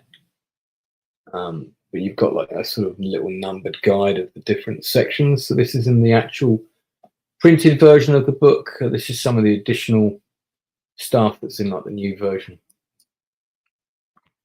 I think yeah, explore the street does sound like the way to go. So I think that's what we're gonna do. Get more intel. And we've got to go to a certain section and try and kill this bad guy. Now, I've also traveled loads. My stamina will have healed. I'll be back up to normal. So I'm currently back up to 42 again. Yeah, I'm dressed like a guard. I'm dressed like a Drakeen warrior. Or dressed like, no, I'm dressed like one of these kind of guys. One of the evil guys. I can't remember. They did give me his name, but I forget. I'm sure it won't be important later. Famous last words. Fighting back your fear, you set along the soot-encrusted street, keeping your head down and your shoulders forward to maintain your balance against the blast of fiery wind that lashed you mercilessly. At one corner, you happen upon a line of shallow pits all filled with blazing oil. In the middle of each one is a pyramid of stone, festooned, there's that word again, I love that word, festooned with chains, to which are manacled a dozen wretched creatures. They stand waist deep in the flames as they scream in pain. A group of Gyaks amuse themselves by pushing them under with hafts of spears. The Gyaks are preoccupied with their cruel sport, and you evade them easily. You continue along the street opposite the torture pits and arrive at a square flanked by 4 tall towers. I have got deviation, but I'm not at the rank of Archmaster. The Archmaster is the rank above me. But I am going to look at that map again quickly to see if I can discern where I am from this description. Square flanked by 4 tall towers. This map is absolutely miniature. 4 tall towers. Oh, there's the pyramid things. I can see the. Oh, that's the Temple of Pendad. I don't know if is that the torture pits. The torture pits are not on the map. That's very helpful. Very helpful. 13, the Black Towers. That might be it. It might be in the Black Towers. Does it say if the towers are black? It just says 4 tall towers. Oh, there's a section called the Black Towers. It's difficult to tell if there's 4 of them. I can just see some spiky bits on the map. And just beyond that, 16 is the Conquest Ward. Imperial Laboratory. Okay. Yeah. Keep going. All right, so 283 then, because we don't have this thing. Okay, we've got some choices. So I like the fact that we are actually being given choices now, because we had a little choice there whether to go to that entertainments thing on the land train, and we've now got choices about where we go in the city. From the flickering scarlet doorway of the tower, to your right comes a line of robed figures, every one of them dressed in red. They're led by a squat, horny-skinned creature. Blah blah blah blah blah. These eyes roll like balls of mist inside its head as the creature emits a fiendish howl. If you wish to confront this creature and its followers, confront. No, I don't. Why would I confront them? Evade at all times. 242. Critical in this hood. It could be. With the hellish cries of the minions of the Dark Lord Takatau ringing in your ears, you flee for your life along a dark and twisted alley. The surface is ankle deep in stinking carrion, which makes you keeping your balance is a difficult task. But the fear of what will befall you should you slip is all you need to ensure you stay on your feet. The alley ends at a wider street running from north to south. The sound of howling wolves dissuades you from turning north, so you set off quickly along the street that heads towards the southern sectors of the city. So roll a d10. If you have the Magnified discipline of Pathmanship and have reached the rank of Mentora or higher, add 5. I haven't got Pathmanship. I'll get it next time. But I picked Nexus so I could complete the circle, which, to be fair, was more use because it got my combat rating up. All right, so we need to roll high, I'm guessing. Fuck. 4. What happens now? The leading minions reach the end of the alley and turn south, following your footprints in the slime. I'm sorry. You hear the unmistakable hiss of an arrow in flight, and instinctively you throw yourself to the ground as you slide a pace further along the filthy street. You feel an agonizing chill as the arrow penetrates your shoulder. You have been struck by a Zajar Dulaga, a magical arrow impregnated with a deadly poison. You try to stand, but your legs feel incapable of supporting your weight, and your vision swims in and out of focus. However, yeah, I've reached that rank of Mentora, and poisons don't affect me the same way. That's why I've got the option to go to 13. Now, this, if I hadn't got this, I'm pretty sure here you would die. Let's have a look. Yeah, see. Tragically, your life and mission ends here. But I do have it, so 13. 48. Desperately, you draw your inner strength to fight the poison. High skill of curing blocks the deadly effects, but you lose 5 endurance points, gritting your teeth in pain. You wrench the evil shaft from your shoulder, cast it aside, and run for the safety of the shadows. As in the band. Right, so my endurance is currently down to 37. Okay. You escape from the enemy and hide in a narrow alley where you wait in silence. When you are sure you are not being followed, you continue through the streets of this evil metropolis. Right, well, before I continue, I'm going to eat a seed of Sonara, and I'm also going to use curing. In fact, I'm going to eat 2 seeds. So that's going to be 7 points. No, I'm going to eat 1 seed and do curing. That takes me back up to 41. Means I'm only 1 point away, and I can probably do that on the next one. The way ahead is lit momentarily by an exploding fireball that showers this sector of the city with rain of sparking cinders. In the brief light of the explosion, you now see that the street along which you are walking is a cul-de-sac that ends abruptly at a square tower. A creature, its face and body enveloped in a shroud-like robe, stands guard at the entrance to this ponderous building, clutching in its vulture-like claws a stave of iron that crackles with magical blue flames. The sound of howling screams echoes in the darkness behind you, warning you that you're being pursued. Rather than turn and face your pursuers, you decide to take refuge in the tower. But to do so, you must first deal with the guard. If you have a bow and wish to use it, well, I've got a bow. Yeah, I might need to eat the whole bag. I'm going to use my bow. So 3, 2, 4 on the bow. See what happens here. That takes my number of arrows down to 10.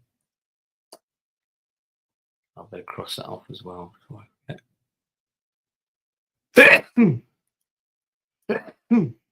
dear. 10 arrows. Quickly you draw an arrow from your quiver and you set its notch to your bowstring.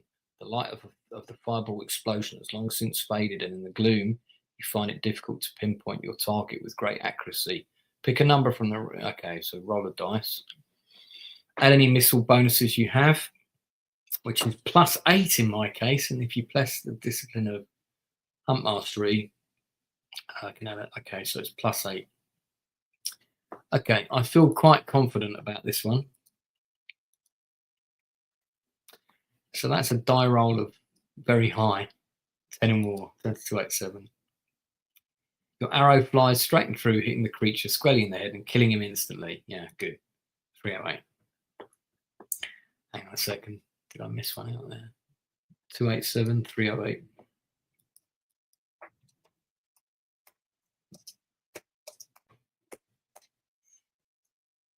You stoop over the body of the dead guard and search quickly through the pockets of his robe. They contain 2 items, a black key and a black cube. I do possess this skill, so let's see what they are. 179. You recognise the black cube to be a power crystal and explosive device that can only be activated by the creatures of the Darklands. If you decide to take this item, it is possible that it could detonate and kill you at any time. I probably won't take the black cube then. I'll take the black key, but not the black cube. 263. You pause long enough to drag the dead body's guard into the shadows, slip quickly into the tower. Semicircular passageway opens onto a hall where a wide steel staircase descends to a torchlight passage. Cautiously you proceed, poised to react to the slightest sound. You hear nothing. Stare in the passage beyond it appear deserted. Okay, 130. Am I missing things? 263. Yeah, 130.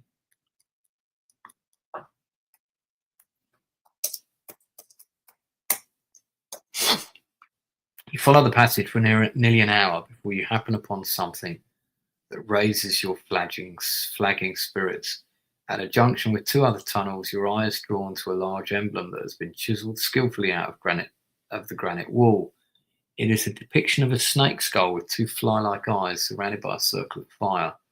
Once you recognise this carving, it is the personal emblem of the Dark Lord Nag. You study the sign. It must mark the start of a tunnel that leads to the Imperial sector of the city. With your pulse racing, you settle off the torchlight tunnel. You've not gone very far when you see it ends at a large steel door, guarded by 2 monstrous creatures. A smaller door appears to your left. As you draw level with it, you reach out and turn its handle. It's locked. If you possess the black key, I do. Turn to 278. Wow, this looks pretty weird. This is quite science fiction.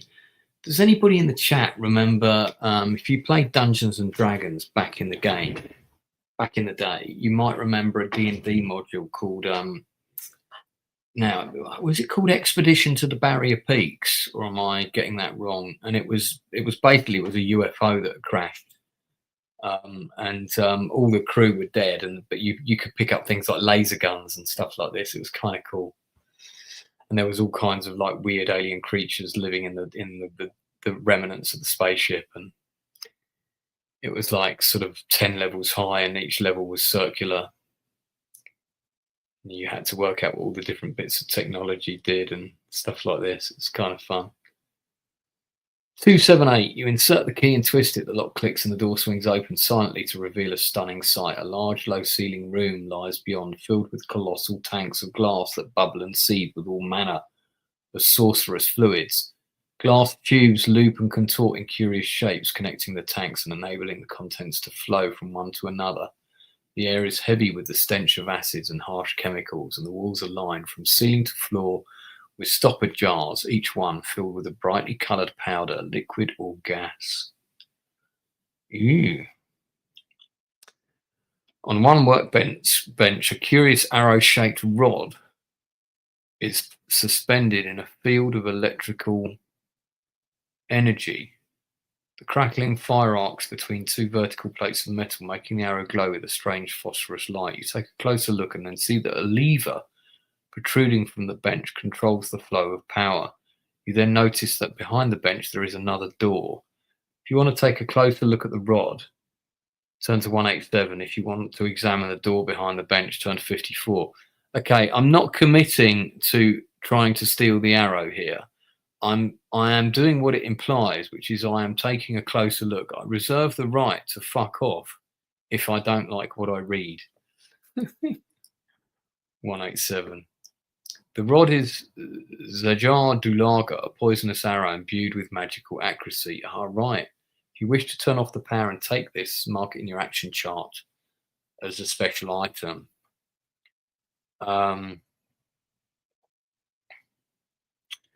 Having satisfied yourself that there's nothing else of practical use in this laboratory. Okay, right. So 180. It's a 187.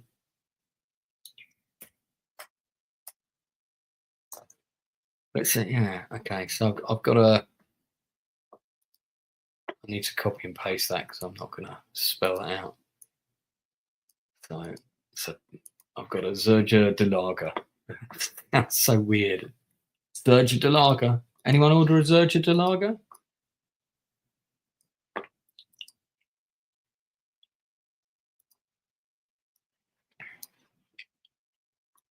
Okay, so let me make a note of this in my weapons. I've got a large quiver, because normally your quiver can only hold 6 arrows, but I've got a large one that I picked up. All right, so magical arrow. Okay, all right.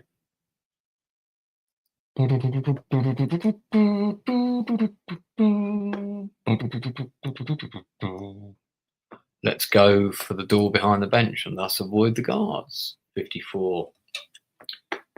Door is not locked, and beyond it you discover another hall equally as impressive. It's the Imperial Armory, and it's filled with row upon row of fearsome weapons.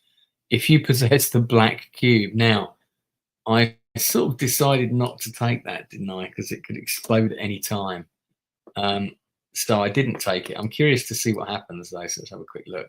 Yeah, see, the black cube would have exploded. It's become increasingly unstable. And as you enter, you take the first steps into the Imperial Armory, it explodes with devastating effects. So it would have killed me, but I decided not to take it. So very good. 320. That tune was from the Wild Geese, which I'm. If it sounded familiar, that's because it would have been, because it's was from it's from that movie.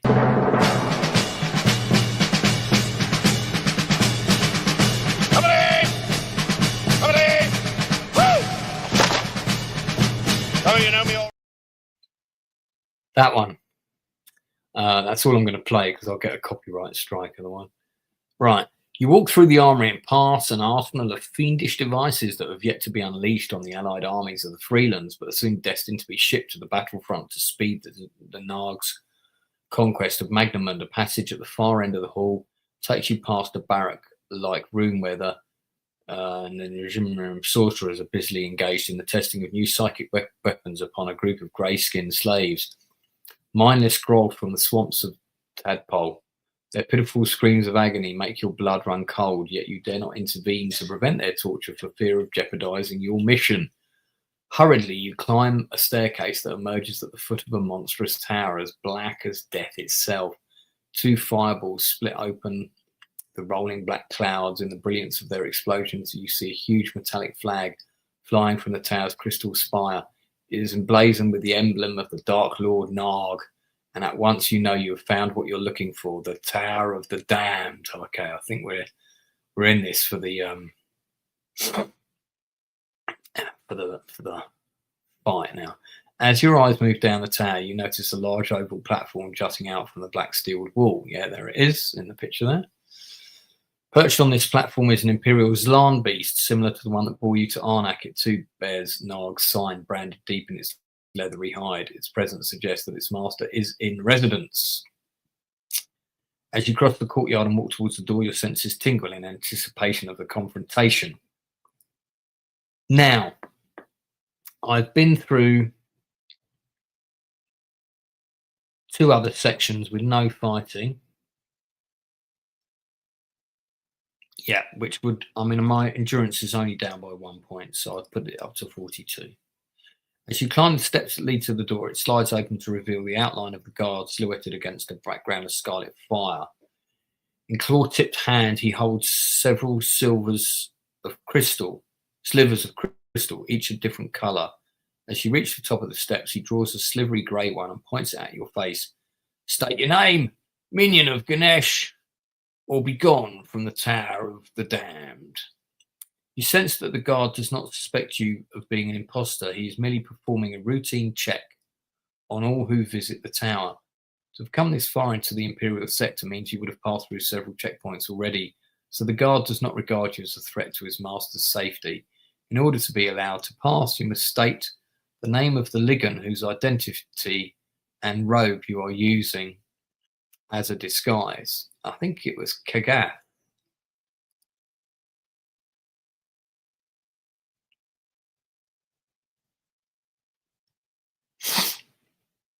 The crystal shard emits a tinkling bell-like sound, and the guard moves aside to allow you to enter the Tower of the Damned.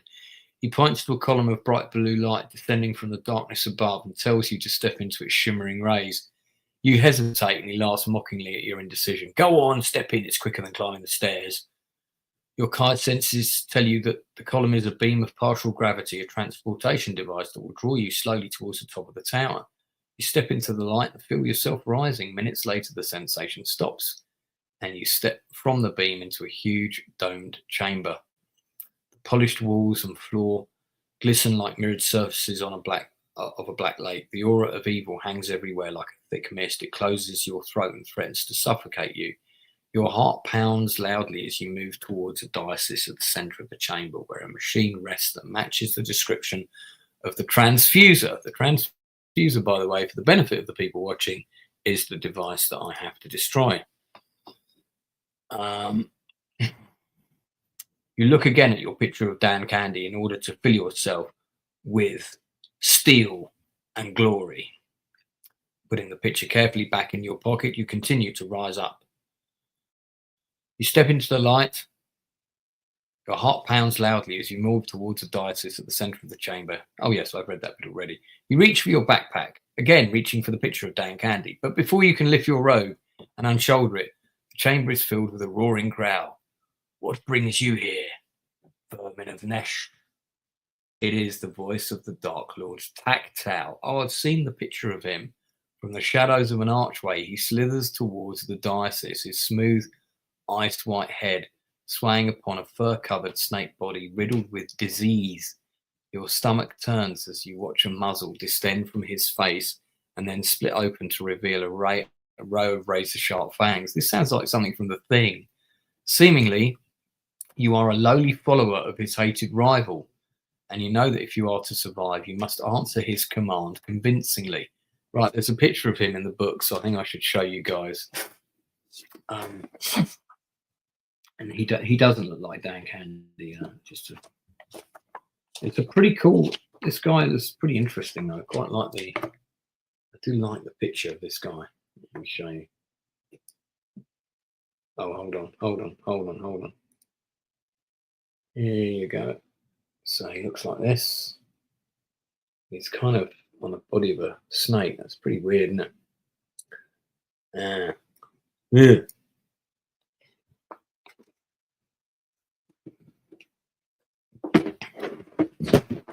Drop the book on the floor.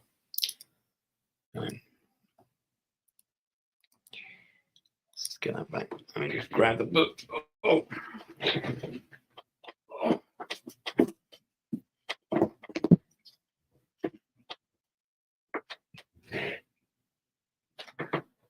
Okay. How's it going? Okay. All right.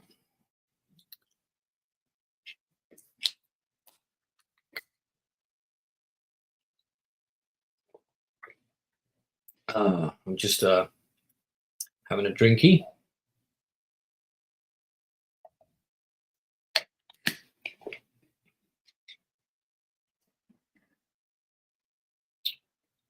Apparently, the finalist and the traitor split their prize. Let's have a look at this. I'm curious.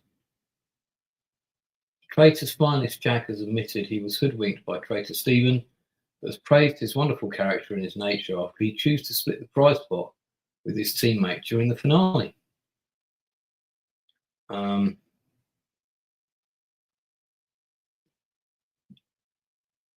Okay, interesting.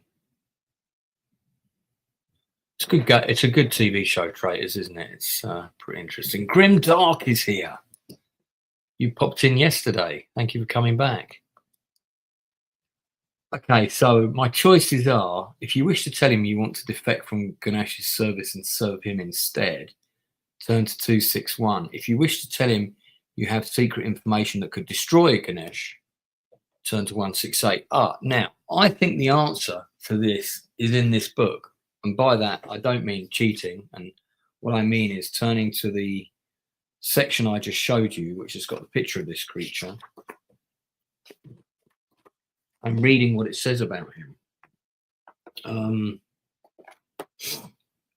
Let's have a look. Tactile, the second in command to the Darklands, one of the 7 Lords of Helstad, has long been viewed by his fellow champions of darkness as having a rare, unnatural trait in the Darklands, loyalty. Right, so if I say I'm going to traitor my own guy, he's not going to like that, is he?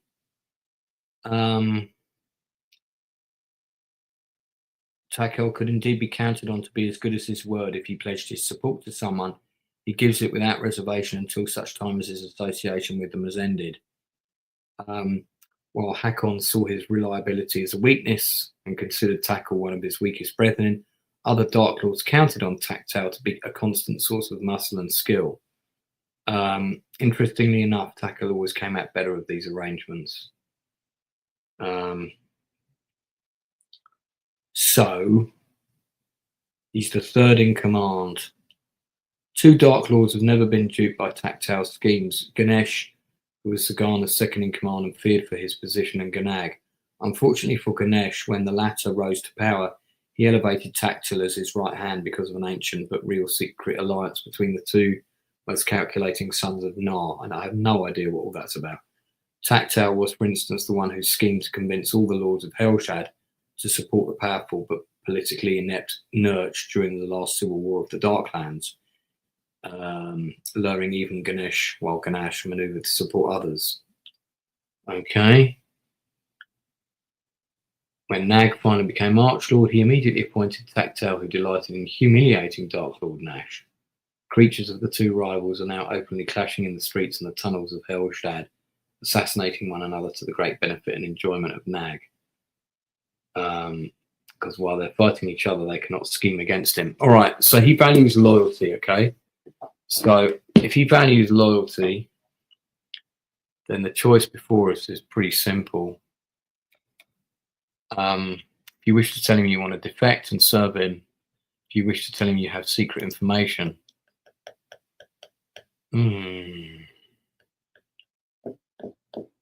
Right, that's, yeah, these are, both of these are duplicitous, yeah. God damn it.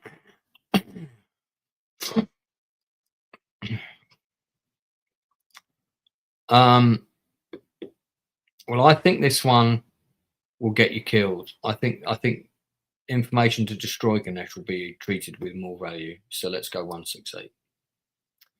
Suddenly, without warning, the Dark Lord emits a hideous screech that fills your head with terrible pain. Your mind is under attack. Okay, All right, let's rethink that. Let's go to 261. Dark Lord laughed.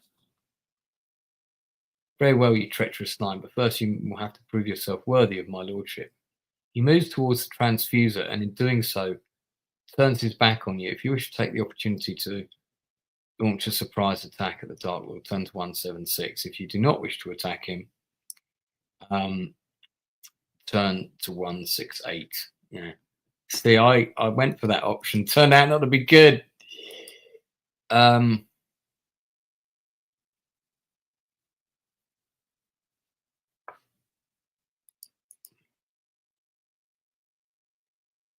Well, that he attacks anyway. So I mean, I think let's do the surprise attack.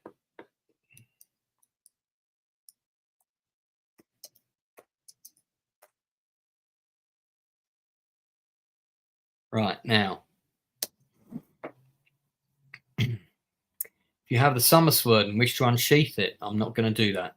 If you possess the dagger of Vashna, if you have a bow or a Zildjian arrow and wish to use them, turn to 238. If you have none of the special items, then you can draw a hand weapon.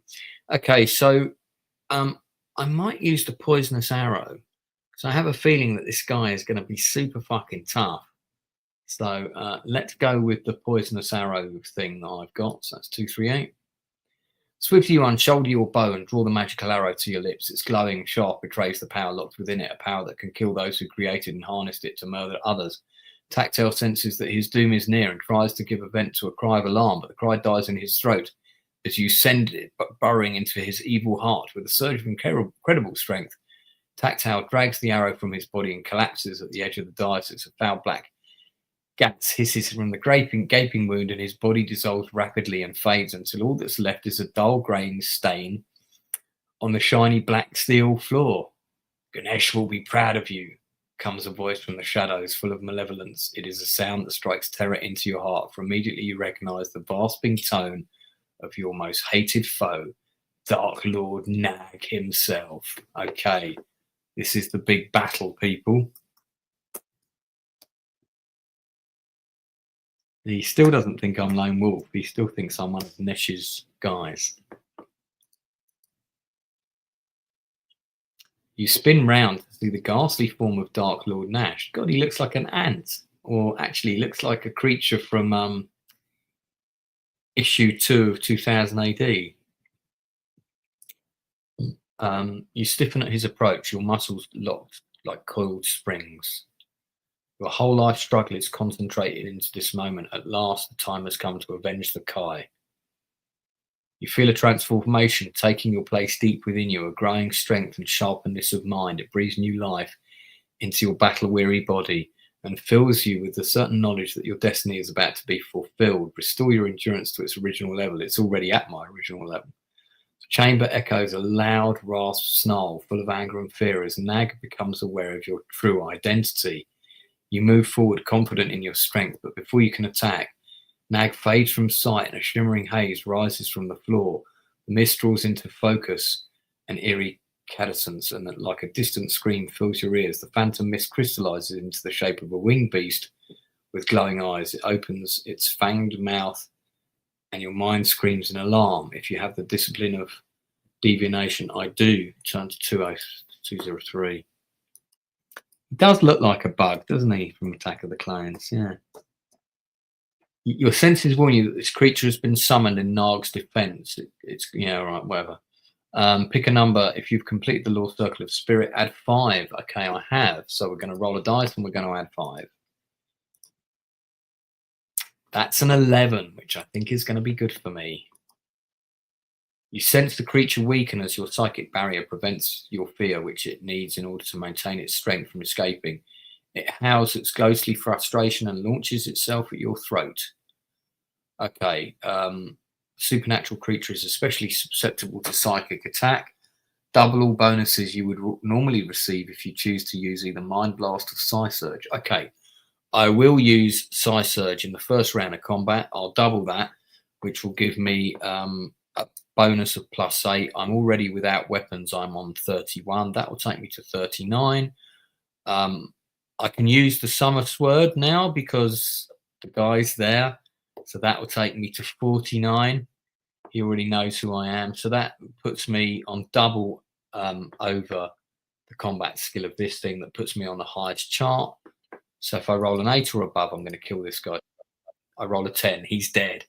That was pretty effective. Oh, I quite like that. Okay, 114. Going into 306.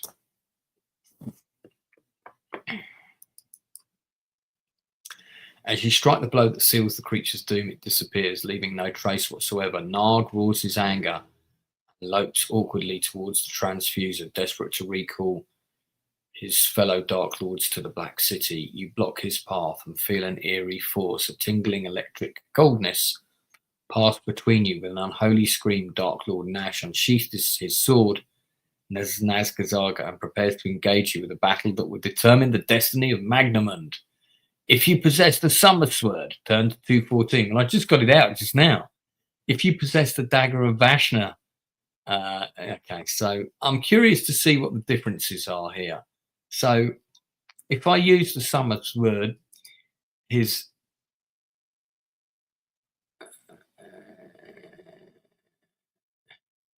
okay, hang on. And then if I have neither of these, you die. Okay. And what about this one? And here you actually fight him with a combat skill of 50 and an endurance of 70. Oh my god. I mean, that's tough. I don't think I would survive that. Fortunately, I have the Summer Sword and I wish to use it, so it's all good. All right, 214. You unsheath the Summer Sword, and the shadowy chamber is flooded with a blinding golden light, as if a sun had flared into being beneath its black dome. The steel walls vibrate and then buckle beneath an onslaught of pure energy that is radiating from the sword's blade. Until now, the power of the Sun Sword had been held in check, locked and subdued within its divinely crafted blade. Even the surge of power that destroyed the Dark Lord Zagana on the walls of Holmgard was but a candle flicker compared to the seeming radiance that's now pouring from its tip. For an instant, you see panic blaze madly in Narg's fly-like eyes before he is consumed by the power of the Summer Sword and vaporized to sightless atoms. With a cry of victory, you sheathe the Sun Sword and stare at the place where only seconds before your arch enemy confronted you. Only a circle of fire scorched steel marks the spot where the Dark Lord Nag finally met his doom. You look upon the patch of twisted metal, and your spirit soar with the realization that you have defeated your arch enemy in mortal combat, but your mission is yet to be completed. Quickly, you remove the crystal explosive from your backpack and approach the transfuser. You place it in position next to a shaft connected to the lake of blood from which the device draws its power.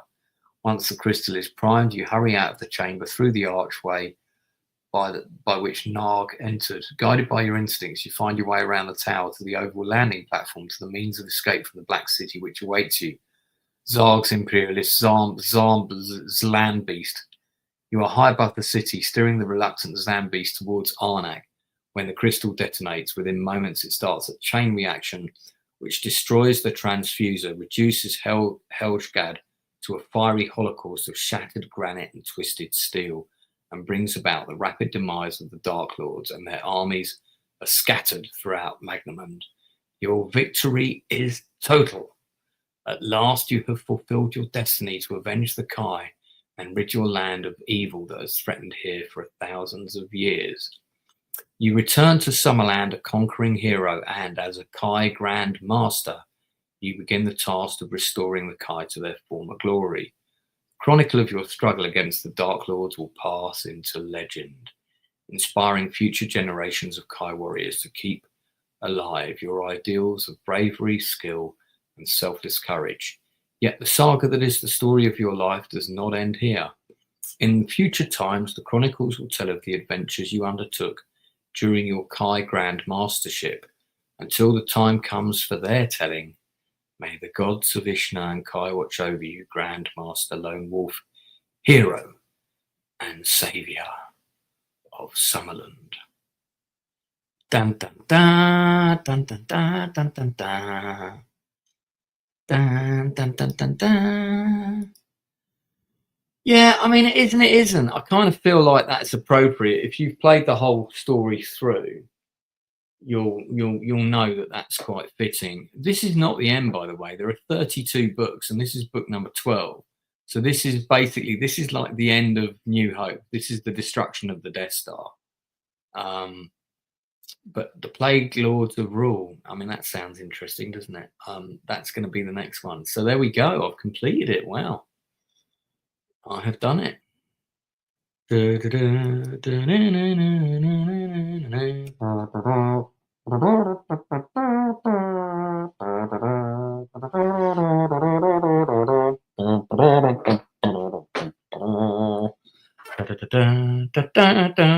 Yeah, something like that. Could have just blinded him a bit. No, I think he's dead. I think he'd be dead. I think he dead. He dead. Okay, so I guess the Darklands of Mordor. I mean, the Darklands have returned to whatever, and that's so. Just be aware, guys, that if you're on my Facebook account is currently suspended. I've no idea why. I feel like I got hacked just before it happened because a couple of things on my account kind of changed and were a bit fishy. Like somebody changed my birthday, for example. Yeah, I mean, I've clicked back and I submitted my appeal on the 25th of January. It usually takes just over a day for us to review your information. So, I mean, if this isn't sorted by this time tomorrow night, I mean, I don't know. That's me and Facebook done, and all of my business contacts are all on Facebook. So Darth has been banned from there since 2015. I mean, yeah, but that's you. So yeah, that's going to be a bit tricky, man. Don't know what I'm going to do about that. We shall see. So I will probably do the next book. I don't know if I'll do another one this week, but I'm quite keen to plow on. I might do the next one next week. So yeah, Critical's review. I've seen Starfleet Academy 1, 2, and 3. I mean, I feel like I can talk about it in a bit more depth now. I don't hate it, but I don't like it. I mean, there's a lot about it that is just a bit naff. It sort of feels like a good kids kind of science fiction show, but a really bad kids Star Trek show, if that makes sense. Yeah, I mean, don't get me wrong. I'm not trying to say it's good. Academy is a cure for your sanity, and we will see if your sanity can be good. You know what that's from? Yeah, it's pretty bad, isn't it? It's pretty bad. So it's pretty bad. Yeah, I quite liked. I'll tell you what I did like. What felt quite Star Trekky to me with episode 3 was the whole narrative of the boy writing a letter or writing a diary or a vlog or whatever it was supposed to be to his parents. And it's like, this is my training, this is what I'm doing. I quite like that as a concept for an episode. I think that's kind of interesting.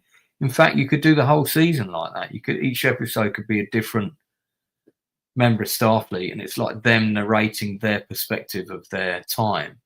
And that could have actually been a really interesting way to go, but it's like one foot in that idea, and the problem is that so many of the characters are just sort of I like a couple of the characters though. There's a couple of the characters I actually quite like, but yeah, it's not good though. Overall, I'm not defending it. It's not good.